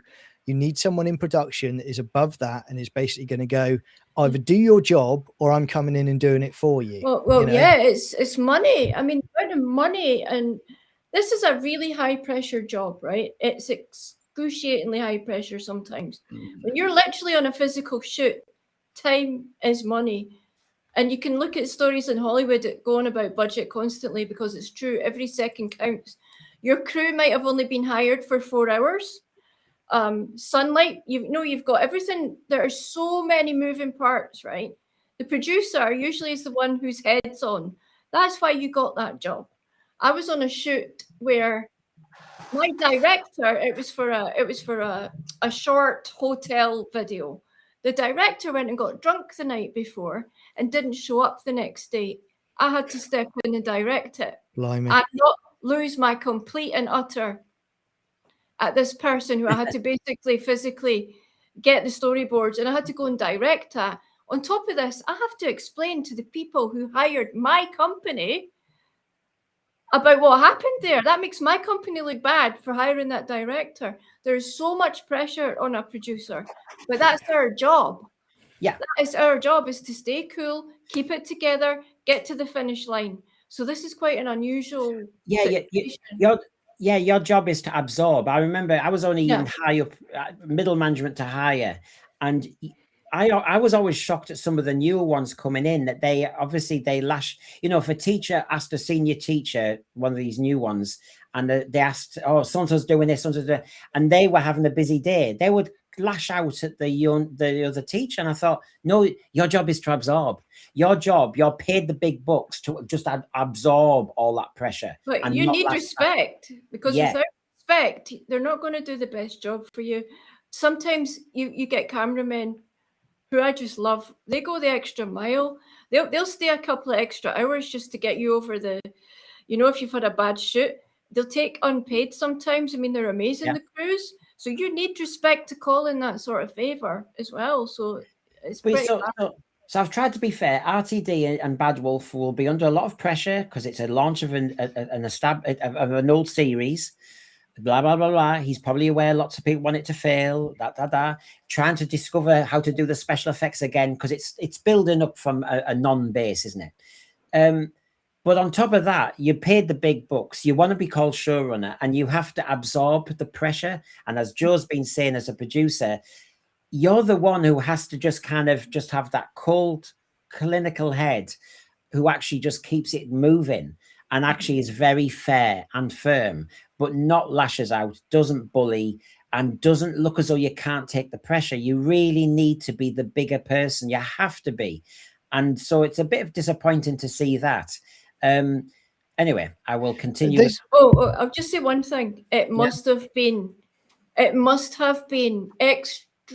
really bad for someone like Eccleston, because in the same principle, the lead of the show also carries a lot of responsibility and needs to have respect.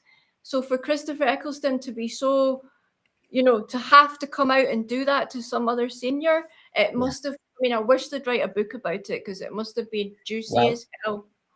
Well, yeah, I mean, we all know Chris Eccleston criticised the Doctor Who production team for the politics on the set and poor crew treatment. I left because of the politics of the show, he said. Now, my source gives us he goes left field because obviously he's been in the industry. Now, in these next few slides, he gives an example, all right? When I was on the bloody Stargate set doing another show, I saw they were treating the makeup and wardrobe appallingly. They were just saying, where's this? Where's that? Come on, come on. All of this. And these poor girls were close to tears. I grabbed the radio mic, which went all around the set. I introduced myself and I said, if anyone stresses these poor girls out who are trying to do their very, very best, if I see them crying again, I'm going to pack my bags, get on a plane and go. I want nothing to do with this. Thanks very much. That's our TV producer source, everyone.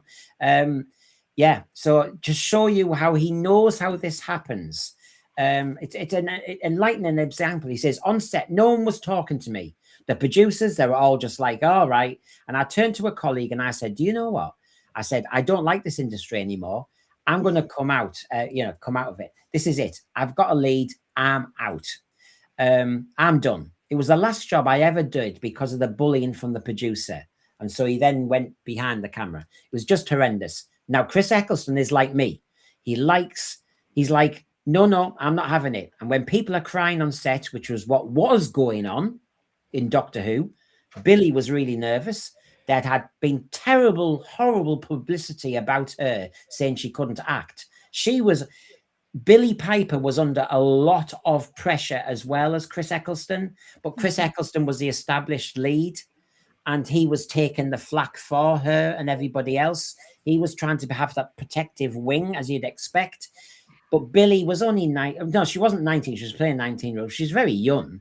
And this has been her first proper acting role, hadn't it?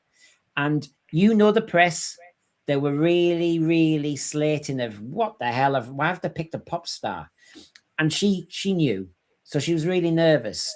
And so there's that horrible vibe. There were tears on set. And of course, are people dealing with it? No, well, I mean, again, I remember it when she was announced for the show, and you're right, it was the usual papers, but they were doing the thing, I think I've said a few times, but they were doing the whole, they're going to be as bad as the late 80s when Paul Daniels was going to be cast as the Doctor or was linked to it. And that's where they were straight away going to the negative side of things to sell the papers, but she blew it away and she was fantastic. I think with this stuff going on behind the scenes, one thing I want to say on it is, if this is all true, if this is all confirmed as actually happened, again, I wasn't there.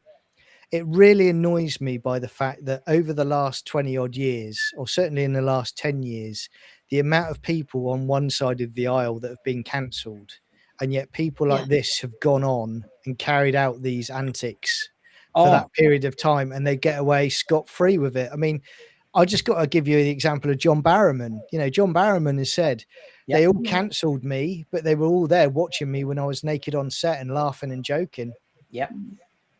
Oh, yeah. I mean, well, this is it. And it's all those people who say, be kind, be this, be that. I mean, RTD, Christian, reminds me of one of those people who is actually good at projecting a message outward. So outward. But is not very good at those within his team. In other words, he has the right message maybe out there, I'm this, I'm that, I'm loving, I'm giving, I'm bothered about the planet, I'm bothered about war, and he does the big picture. He's good at that, but he's not very good with those people just below him. No, he better watch as well, because that man walks a tight line in his content. I mean, Queer as Folk was a thin line. So, I mean, he must know where bodies are buried. I've always thought that. He's got something over someone, that man. Well, he may well have. He strikes me. Has anyone ever heard of the term hypocrite?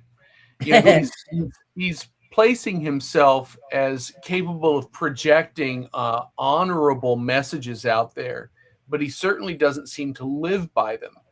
And he doesn't know how to reflect and apply them to himself, much less the people on his team. So there's a certain disingenuousness to his character that's distasteful. I would also say the difference with then to now is that although he used to appear on like Confidential and have an interview on there, you didn't hear a lot about him outside of a Doctor Who magazine, whereas now the ego is completely out of control, and basically it was all about him more than Doctor Who when he was promoting the Doctor Who series coming back. You know, his ego had overtaken the show. Yeah, and we didn't know who these people were when I was growing up. I couldn't have told you who showrunners were, producers. I had no idea. They weren't, you know, talked about. J&T is probably the only exception to that in the 80s, where as a kid I knew who J&T was, but I didn't know much more than that. But you're right, everything else I didn't know anything about them. All I knew was Doctor Who was going to be on at this time. I'm tuning in. Well, John was saying earlier he was listing those stories from the Eccleston year, and of course he did say that the other writers seem to do better, and of course he is one of them. Stephen Moffat. This is where my mum fell in love with Doctor Who again. So just to remind you, Empty Child, because they did do cliffhangers then, and I'm always doing my comparisons. Here we go.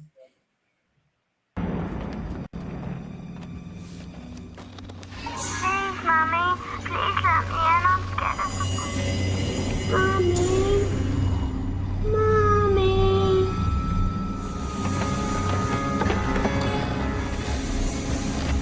Nothing to do with this. This started at the bomb site. That's what you chased through the time vortex. It's space junk. I wanted it empty. I made sure of it. Nothing but a shell. You said it was a warship. They have ambulances in wars. I was conning you. That's what I am. I'm a con man. What is happening here, Doctor? Human DNA is being rewritten. Mummy? Where's my mummy? Are you my mummy? Mommy? Mummy? It's me. Don't let him touch you. What happens if they touch us? You're looking at it. Your sister. Mommy.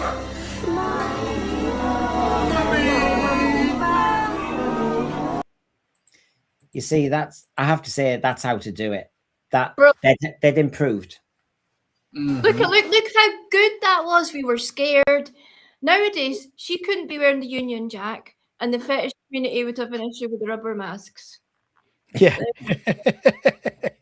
I know it. I know. Say, I have to say, when I edited that, I did it with pleasure, because I thought, do you know what? That's better than I remembered. Oh, it's so good.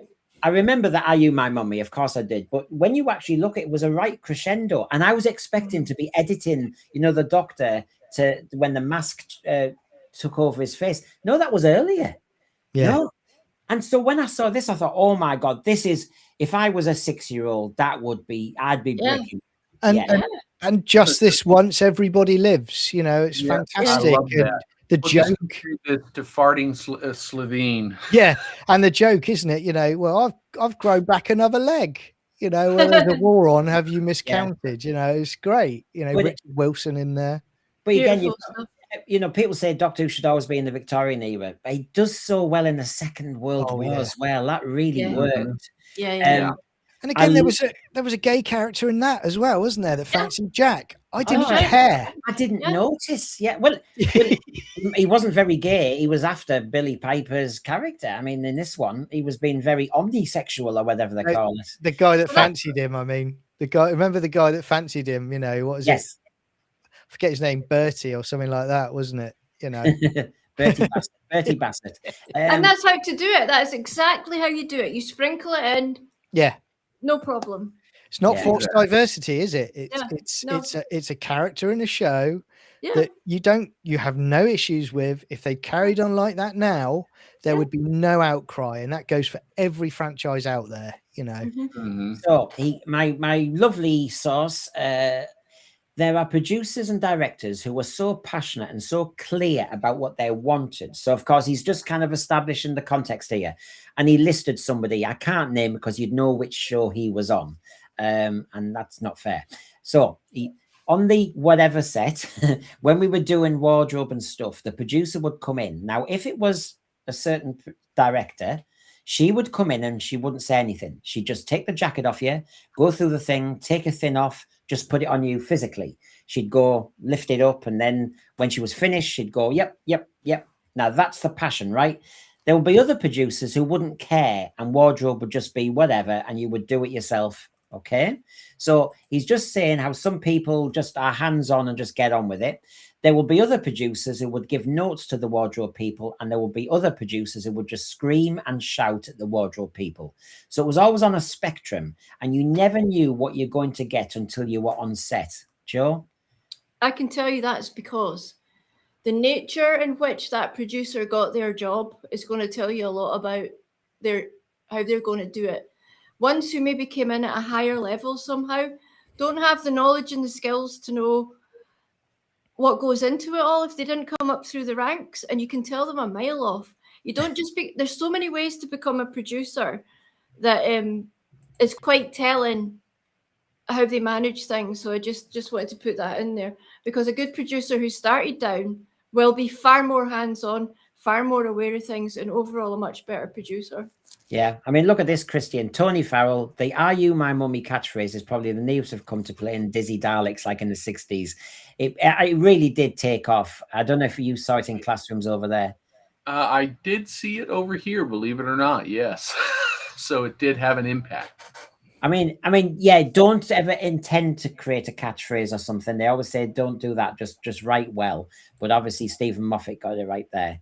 On a show like Doctor Who, continued my source, where you've got a Christopher Eccleston who's trying to be a really good lead actor by looking after his colleagues.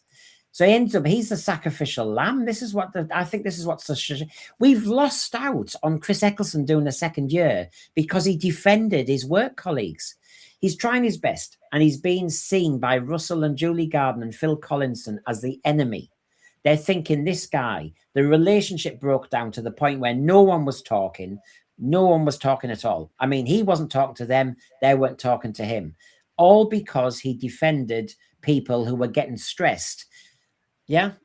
Is it not the case RTD kind of already wanted Tennant as well? He was talking to Tennant throughout the year. He was they were doing Eccleston. Did it behind his back, yeah. Yeah. And apparently he knew David Tennant was a fan, and David Tennant loved seeing all the rushes. So there was something. I mean, obviously, I think RTD wrote Casanova as well. So the point is, he's close to that. But the thing is, as soon as your lead actor in one show, what they think is a problem, you then think, cool, I wonder if we could. So in a way, Joe, it sounds as though as soon as Chris Eccleston just starts being a decent lead actor, they think, oh, he's a problem. Actually, should we just not bother? If we don't need to make friends with him, if we don't see him at the end of this year, we couldn't give us stuff. We've got somebody. I don't know. That's why it looks like that to me. Yeah. I'm sorry that we didn't get an extended Eccleston run, because we know that Tennant became very popular. But just picture this in your mind. What if Chris Eccleston had been with the show for 4 years before it transitioned to Matt Smith, and you had 4 years with tonal stories that were designed to facilitate his interpretation of the Doctor? How strong would that era have been? And then you've got the laugh it is now. Steve says, thanks, because I haven't seen Saturday Night Live because I'm doing this. Look at this, everyone. Shooty said in his monologue on Saturday Night Live tonight, I've had so many fantastic roles. Millions of you watched me as Eric in Sex Education, and then 12 of you watched me in Doctor Who. Maybe that's why I kept crying. Now, he's made it into a joke. Fair enough. It's called, take it. But within a joke only lands if there's a truth behind it. Yep. He knew that it was an abject failure. All the insults they threw at people when they were arrogantly hacking people off before the show had even aired came back to bite them on the backside. And now look where they are. They've got no Disney deal. They've got no Doctor. They've got issues with finding a global partner, allegedly. So the chickens came home to roost. Yeah. And John, on Sundays, we kept going on about the ratings, and everybody kept saying, you're reading too negatively into this, and now the lead actor who left is actually joking about the low ratings. Do you know what? Coming on to that point you said, and going back to what we were saying earlier, do you know what's so amazing for me about the late 80s Doctor Who when it got cancelled or rested, and where we are with Doctor Who now? At the late 80s and when it got rested, like you were saying, someone was saying earlier, people looked at Doctor Who as a bit silly, but we loved it, but we invited people into it. Now, with the budget it's got and how big it got, other people and diehard Doctor Who fans are saying it's rubbish, and anybody that doesn't like that is basically saying, well, sling your hook then. One side of it in one era was, well, I understand you say that, but why don't you come in and try this? This era is, well, get lost. If you don't like that, you've clearly got a problem with yourself. It's an interesting twist. We were going to get 5 new viewers for every viewer lost, remember? Yes. We got told that. Yep. Yeah. Well, so I'll continue this. I mean, it's Russell's way or the highway. Now, we know this from so many clips. He did a brilliant interview, actually, where he talked about 2 in the morning, that famous one, that if he wasn't happy with the not yet or but and all the rest of it, every word has to be duplicated on screen. Nobody can change his scripts. And he gives that famous story about one pretty good actor, actually, who changed the script. And he said, and the way RTD almost delights in saying, do you know what? He changed the script. Because I'd written it so well as a character, because he changed it, I could see his performance was lesser and he wasn't as powerful as I wanted him to be. So he lost out by you think, oh, God, you're so bloody good. Yeah. So, yes, it's Russell's way or the highway. If you're on side and he likes you, great. If not, I can guess. And, of course, John Barrowman knows exactly what that's all about. So he continued, but if you're not on side, Brendan, if you say the wrong thing, and certainly if you're trying to protect workers from tears and mental health issues, because let's face it, he had, as we all know, Chris Eccleston has said it later, I think where this came from is that he has mental health issues himself, which he's open about. And I think he's very sensitive to how people are treated with mental health. But he wanted Doctor Who to work. Well, I mean, for me, and again, I don't work in the industry, so maybe Joe, you and you guys can come in on this. But for me, that shows the caliber of a top class lead for me, because I always remember hearing the story about the actors saying about Scott Bakula on the set of Star Trek Enterprise, and they said he was fantastic. He was friendly to everybody, and he said he went round the whole set. Even the catering crew, he didn't leave until he'd shaken everybody's hand at the end of the recording set, and he welcomed everybody in who were guests on the show. And I think, Eccleston comes across, I don't know him personally, I can't confirm it 100%, but he comes across as somebody that's like, look, I'm the lead in this show.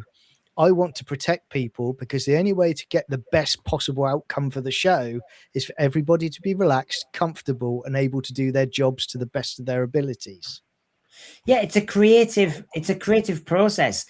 And I mean, like somebody said a lot earlier, it didn't show on screen, but I think Chris Eccleston was trying to protect that, and maybe he did a good job of protecting that, to be quite honest. Yeah. So when I think you did a stellar job. I would never have guessed that there was this kind of drama going on behind the scenes. The only hint I had that there was a problem was when he didn't come back. That's the only one. Yeah, but we lost out on a. Come on, it was his first year, for God's sake. Shoot, he got 2. If Chris Eccleston had 2 or 3 years, I just wonder how mega would he have been. Oh, I mean, yeah. by the end of his reign, if you'd look at this, you can see, I mean, God, this man he's like I was going to say a Hollywood lead. I mean, it really stands out how heroic he is. Let me just show you this, John.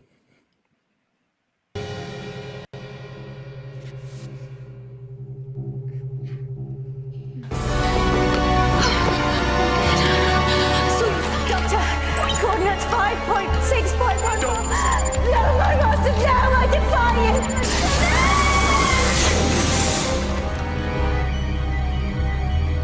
My masters.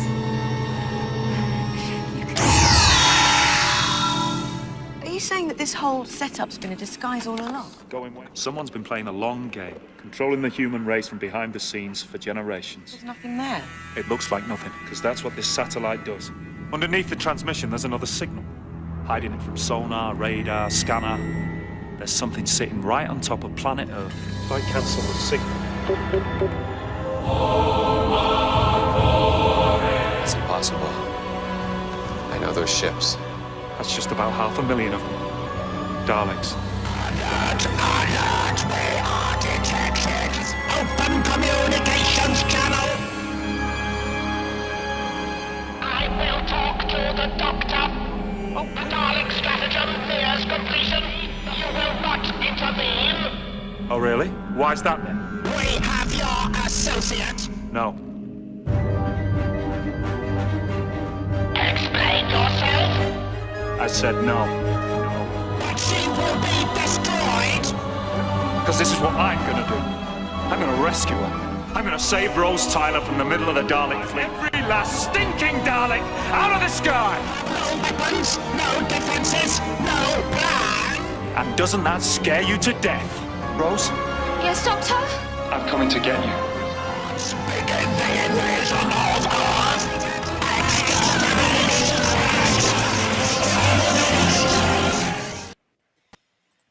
I mean, I'm sorry, but I played that again and again and again. I think that finished that era so strongly. What are your thoughts looking at that again, Christian? It just brings back memories of what good looked like and reminds me of what we've lost in the last few years. Yep. Smartest man in the room. He's going to get us out of it. He's going to figure out what's going on. We can trust him to solve this. Look how much gravitas he gave to the Daleks with his reaction, how seriously he took it. It's beautiful. And we saw not a single hint of that, arguably, for the last good 10 years. Yeah. I mean, John, lead actor in front of the camera and behind. Oh, I mean, he's first class. I mean, I really do rate Eccleston. I thought he was a great Doctor. It was just a wonderful time for me. I remember getting to Christmas, and my family had got me the season 1 set in the TARDIS shape, that fell apart very quickly. They had to replace it, but it was wonderful getting a box set at Christmas that was brand new Doctor Who. And it was just it took off. It was such an exciting time. This is what I mean about the comedy was bad at the beginning of the season, and they learned as they went along. Like if you look at Moffat's 2-parter, there's that wonderful thing I think I've said before where they pick Jack up in the ship and he walks in and he goes bigger on the inside, and the Doctor goes, "You better be." And there's that little comedy bits there that they worked really well for Eccleston as he went along. But as he got darker, I mean, he's really in his element in this finale. Yeah. It is wonderful stuff. Yeah, if I had more time, and obviously I'll do a different thing later on, but the Dalek episode, you really should analyze everybody, because there are moments in that.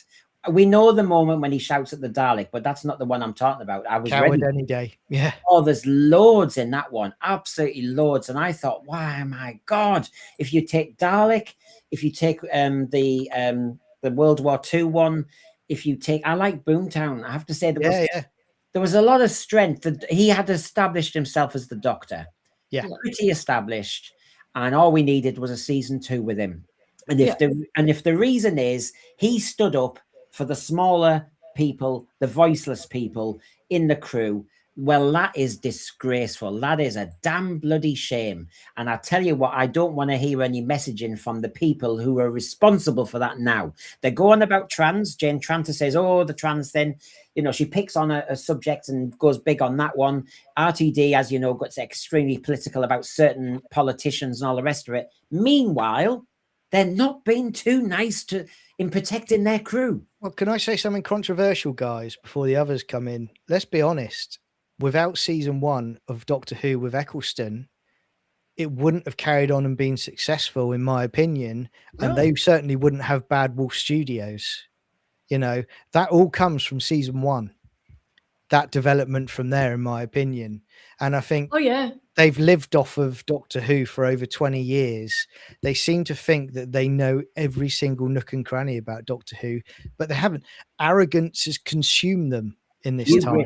Hubris. Yeah. Yeah. I mean, look at that still. He's in charge of that room. He know just that one frame is the Doctor, and that's what we've lost. So yeah. Yep, destroyed the whole thing. I mean, I know, and that was the start. So as he says, Chris Eccleston was quite protective of Noel and Billy because she was nervous and all the rest of it. And I think he took it all for the team. He became the villain. He became the person that the producers were saying, we can't work with this guy. And I'll just give you a bit more because obviously he's mentioned that all the troubles behind the scenes, people were getting treated really badly, and this is why Christopher Eccleston left. It's just so well known in the industry. One little bit more. Look, Chris Eccleston got really burned as well because the BBC, they blacklisted him. I mean, he had to leave the country. He had to go and work in the USA for about 5 or 10 years. He couldn't get a job here, so he's starting to say stuff now, and obviously, and you think, dear God, this man did the right thing. Well, also on top of that, and you reminded me what I was going to say a few minutes ago, didn't he also say, or someone said, I'm paraphrasing, but they said he agreed to go quietly and respectfully when he'd been replaced, and he agreed to do the promotion for season 1 without any hassle or aggro whatsoever. And then what he found out as part, they went back on their agreement with him and they started bad mouthing him within the industry and saying he's got a bad attitude. Yeah. And he was like, well, hang on a minute. I've not only just been blacklisted for 5 to 10 years, but people think I've got a bad attitude. So they weren't willing to hire me. So that just shows the caliber of these people as well. If that is the case as well, that they will burn somebody's career just because, like you said, Brendan, he is willing to stand up for people. I mean, Joe, look at this. Let's put it another way.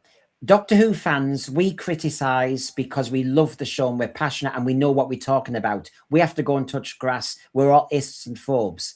If you're somebody on the show, like the lead actor, risking your career for a new version of Doctor Who, you get blacklisted. I mean, these people are lovely.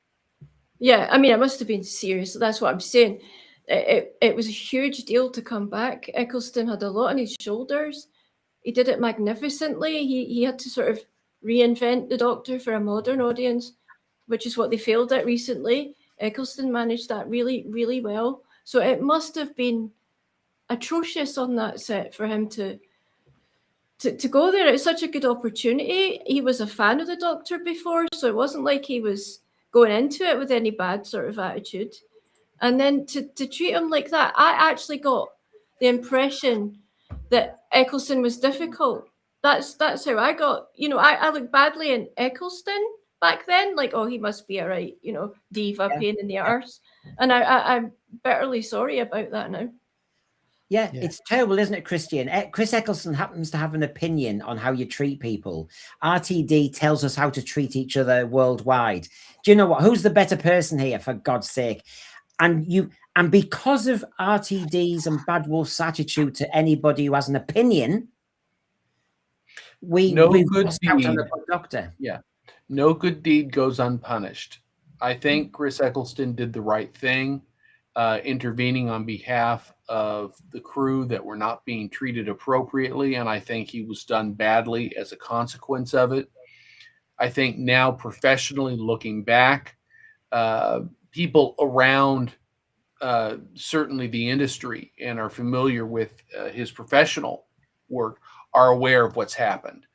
But at the time, it was a painful bit of damage that he had to address for himself for a decade in order to get past this. And it actually makes me look down even more upon the parties responsible for this. I don't like to necessarily speak ill of people, but it's very hard for me to speak well of the people who did what they did to him.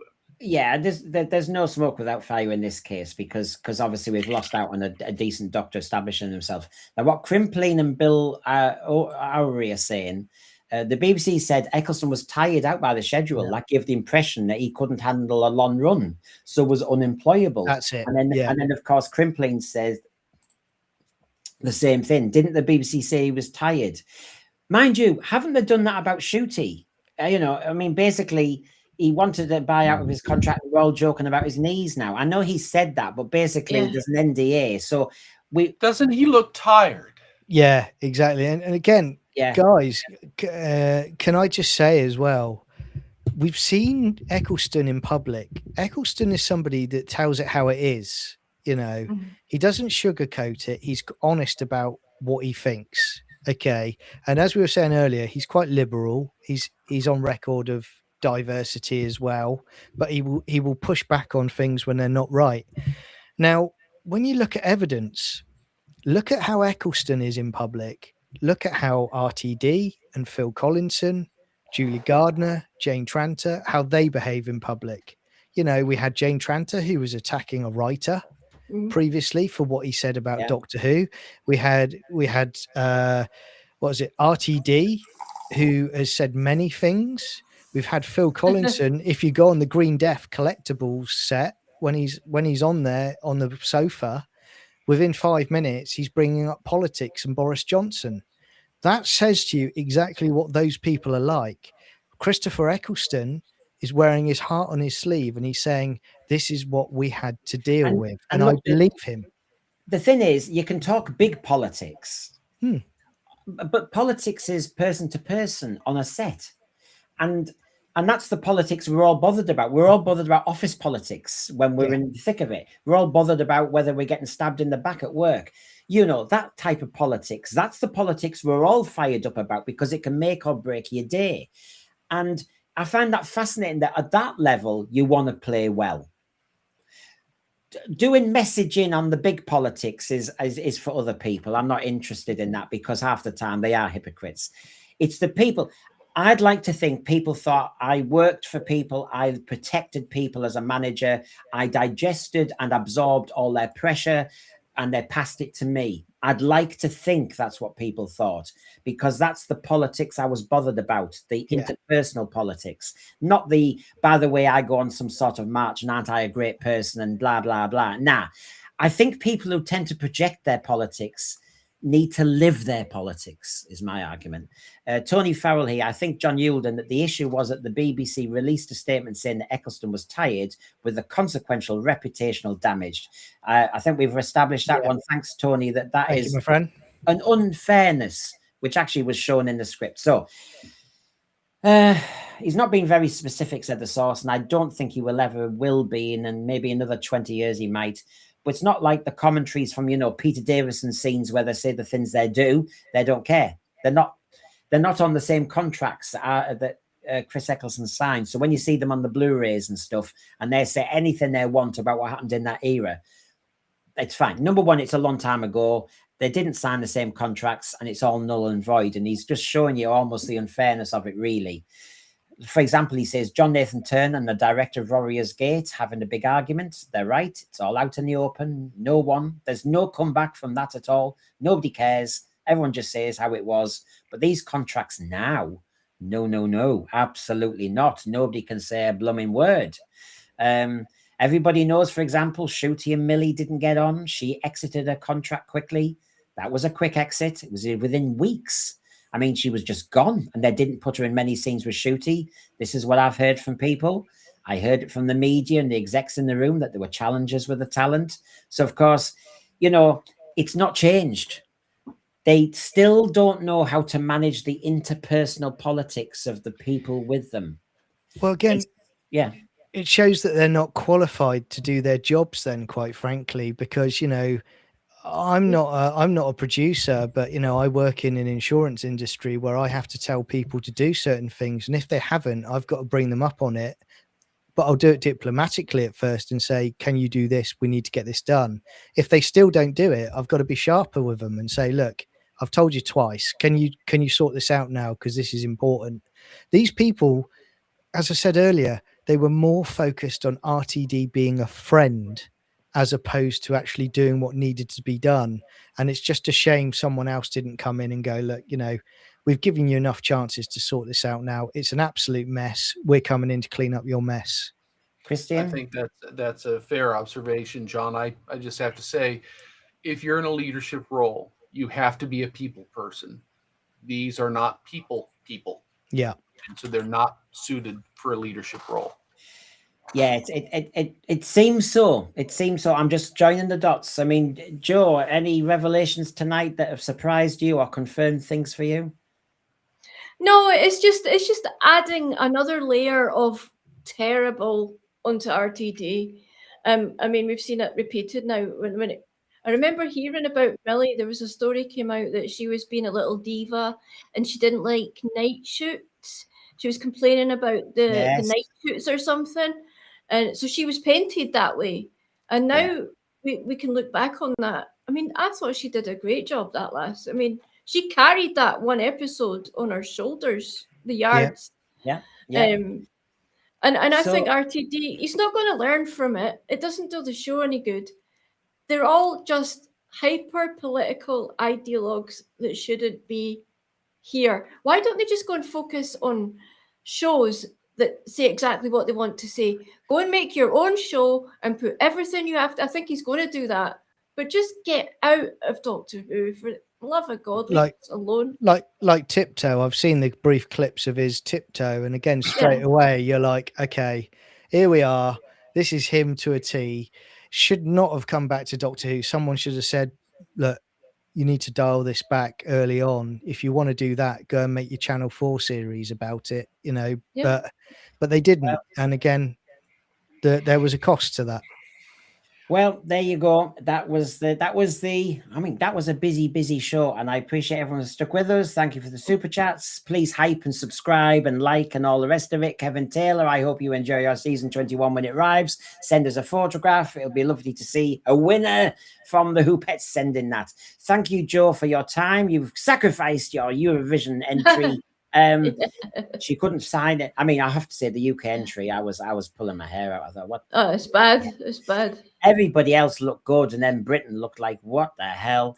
Thank you for catching up with you, Christian. It's been a pleasure as always, and I know you're going to be finishing your term very soon, aren't you? Yeah. When I always hope Sense for Your wins, because we get a bit more of Christian, and me, Christian, and Boomer Doug are going to do talking TV soon with a spy series discussion, so that's coming up very soon. But of course, John has his own channel called Sci-Fi Chronicles 79, and go on, tell us what you're up to. You're up to mischief. I know there's a master coming, for example. I'm always up to mischief. It's just not on YouTube. Yeah. So tomorrow we're back with our Stargate SG-1 watch party. We've got the season 4 finale, and we've got the start of season 5 tomorrow. So they're 2 great episodes. So come and check them out. And then I'm launching a few other videos now, which are called Vaults. So we're starting with Stargate SG-1. It's all about the lore, the aliens, and the tech. There's one out at the moment. It's about 5 minutes long. It's about the Asgard and alien species in Stargate. So check it out. Let me know what you think. And thank you as always, Brendan. It's great to be on here. Well, yeah, it's been a busy one. Oh my God. But thank you. I'll say thank you. I've said thank you to you and thank you to the thread, but thank you to my 2 sources who are real, are authentic, and give me their time. And come on, Brendan, you've got to expose who they are. But I will just say, it's easy for people to say Doctor Who's cancelled, Doctor Who's on, but I keep trying to show you with evidence. I transcribe. I even now show you the question I send them to get the answer. I am trying my best for everyone out there to try and get you the truth. And whether you're into the I'd like it cancelled or I'd like it on, all I'm trying to do is just tell you what I hear. Okay? It's not about who's right, who's wrong. It's about that's what they're saying. I want you to hear that. End of. That's great. And happy birthday, Brendan, and happy birthday, Garbage. Yeah. Thank you very much. See you all another time, folks. Bye for now.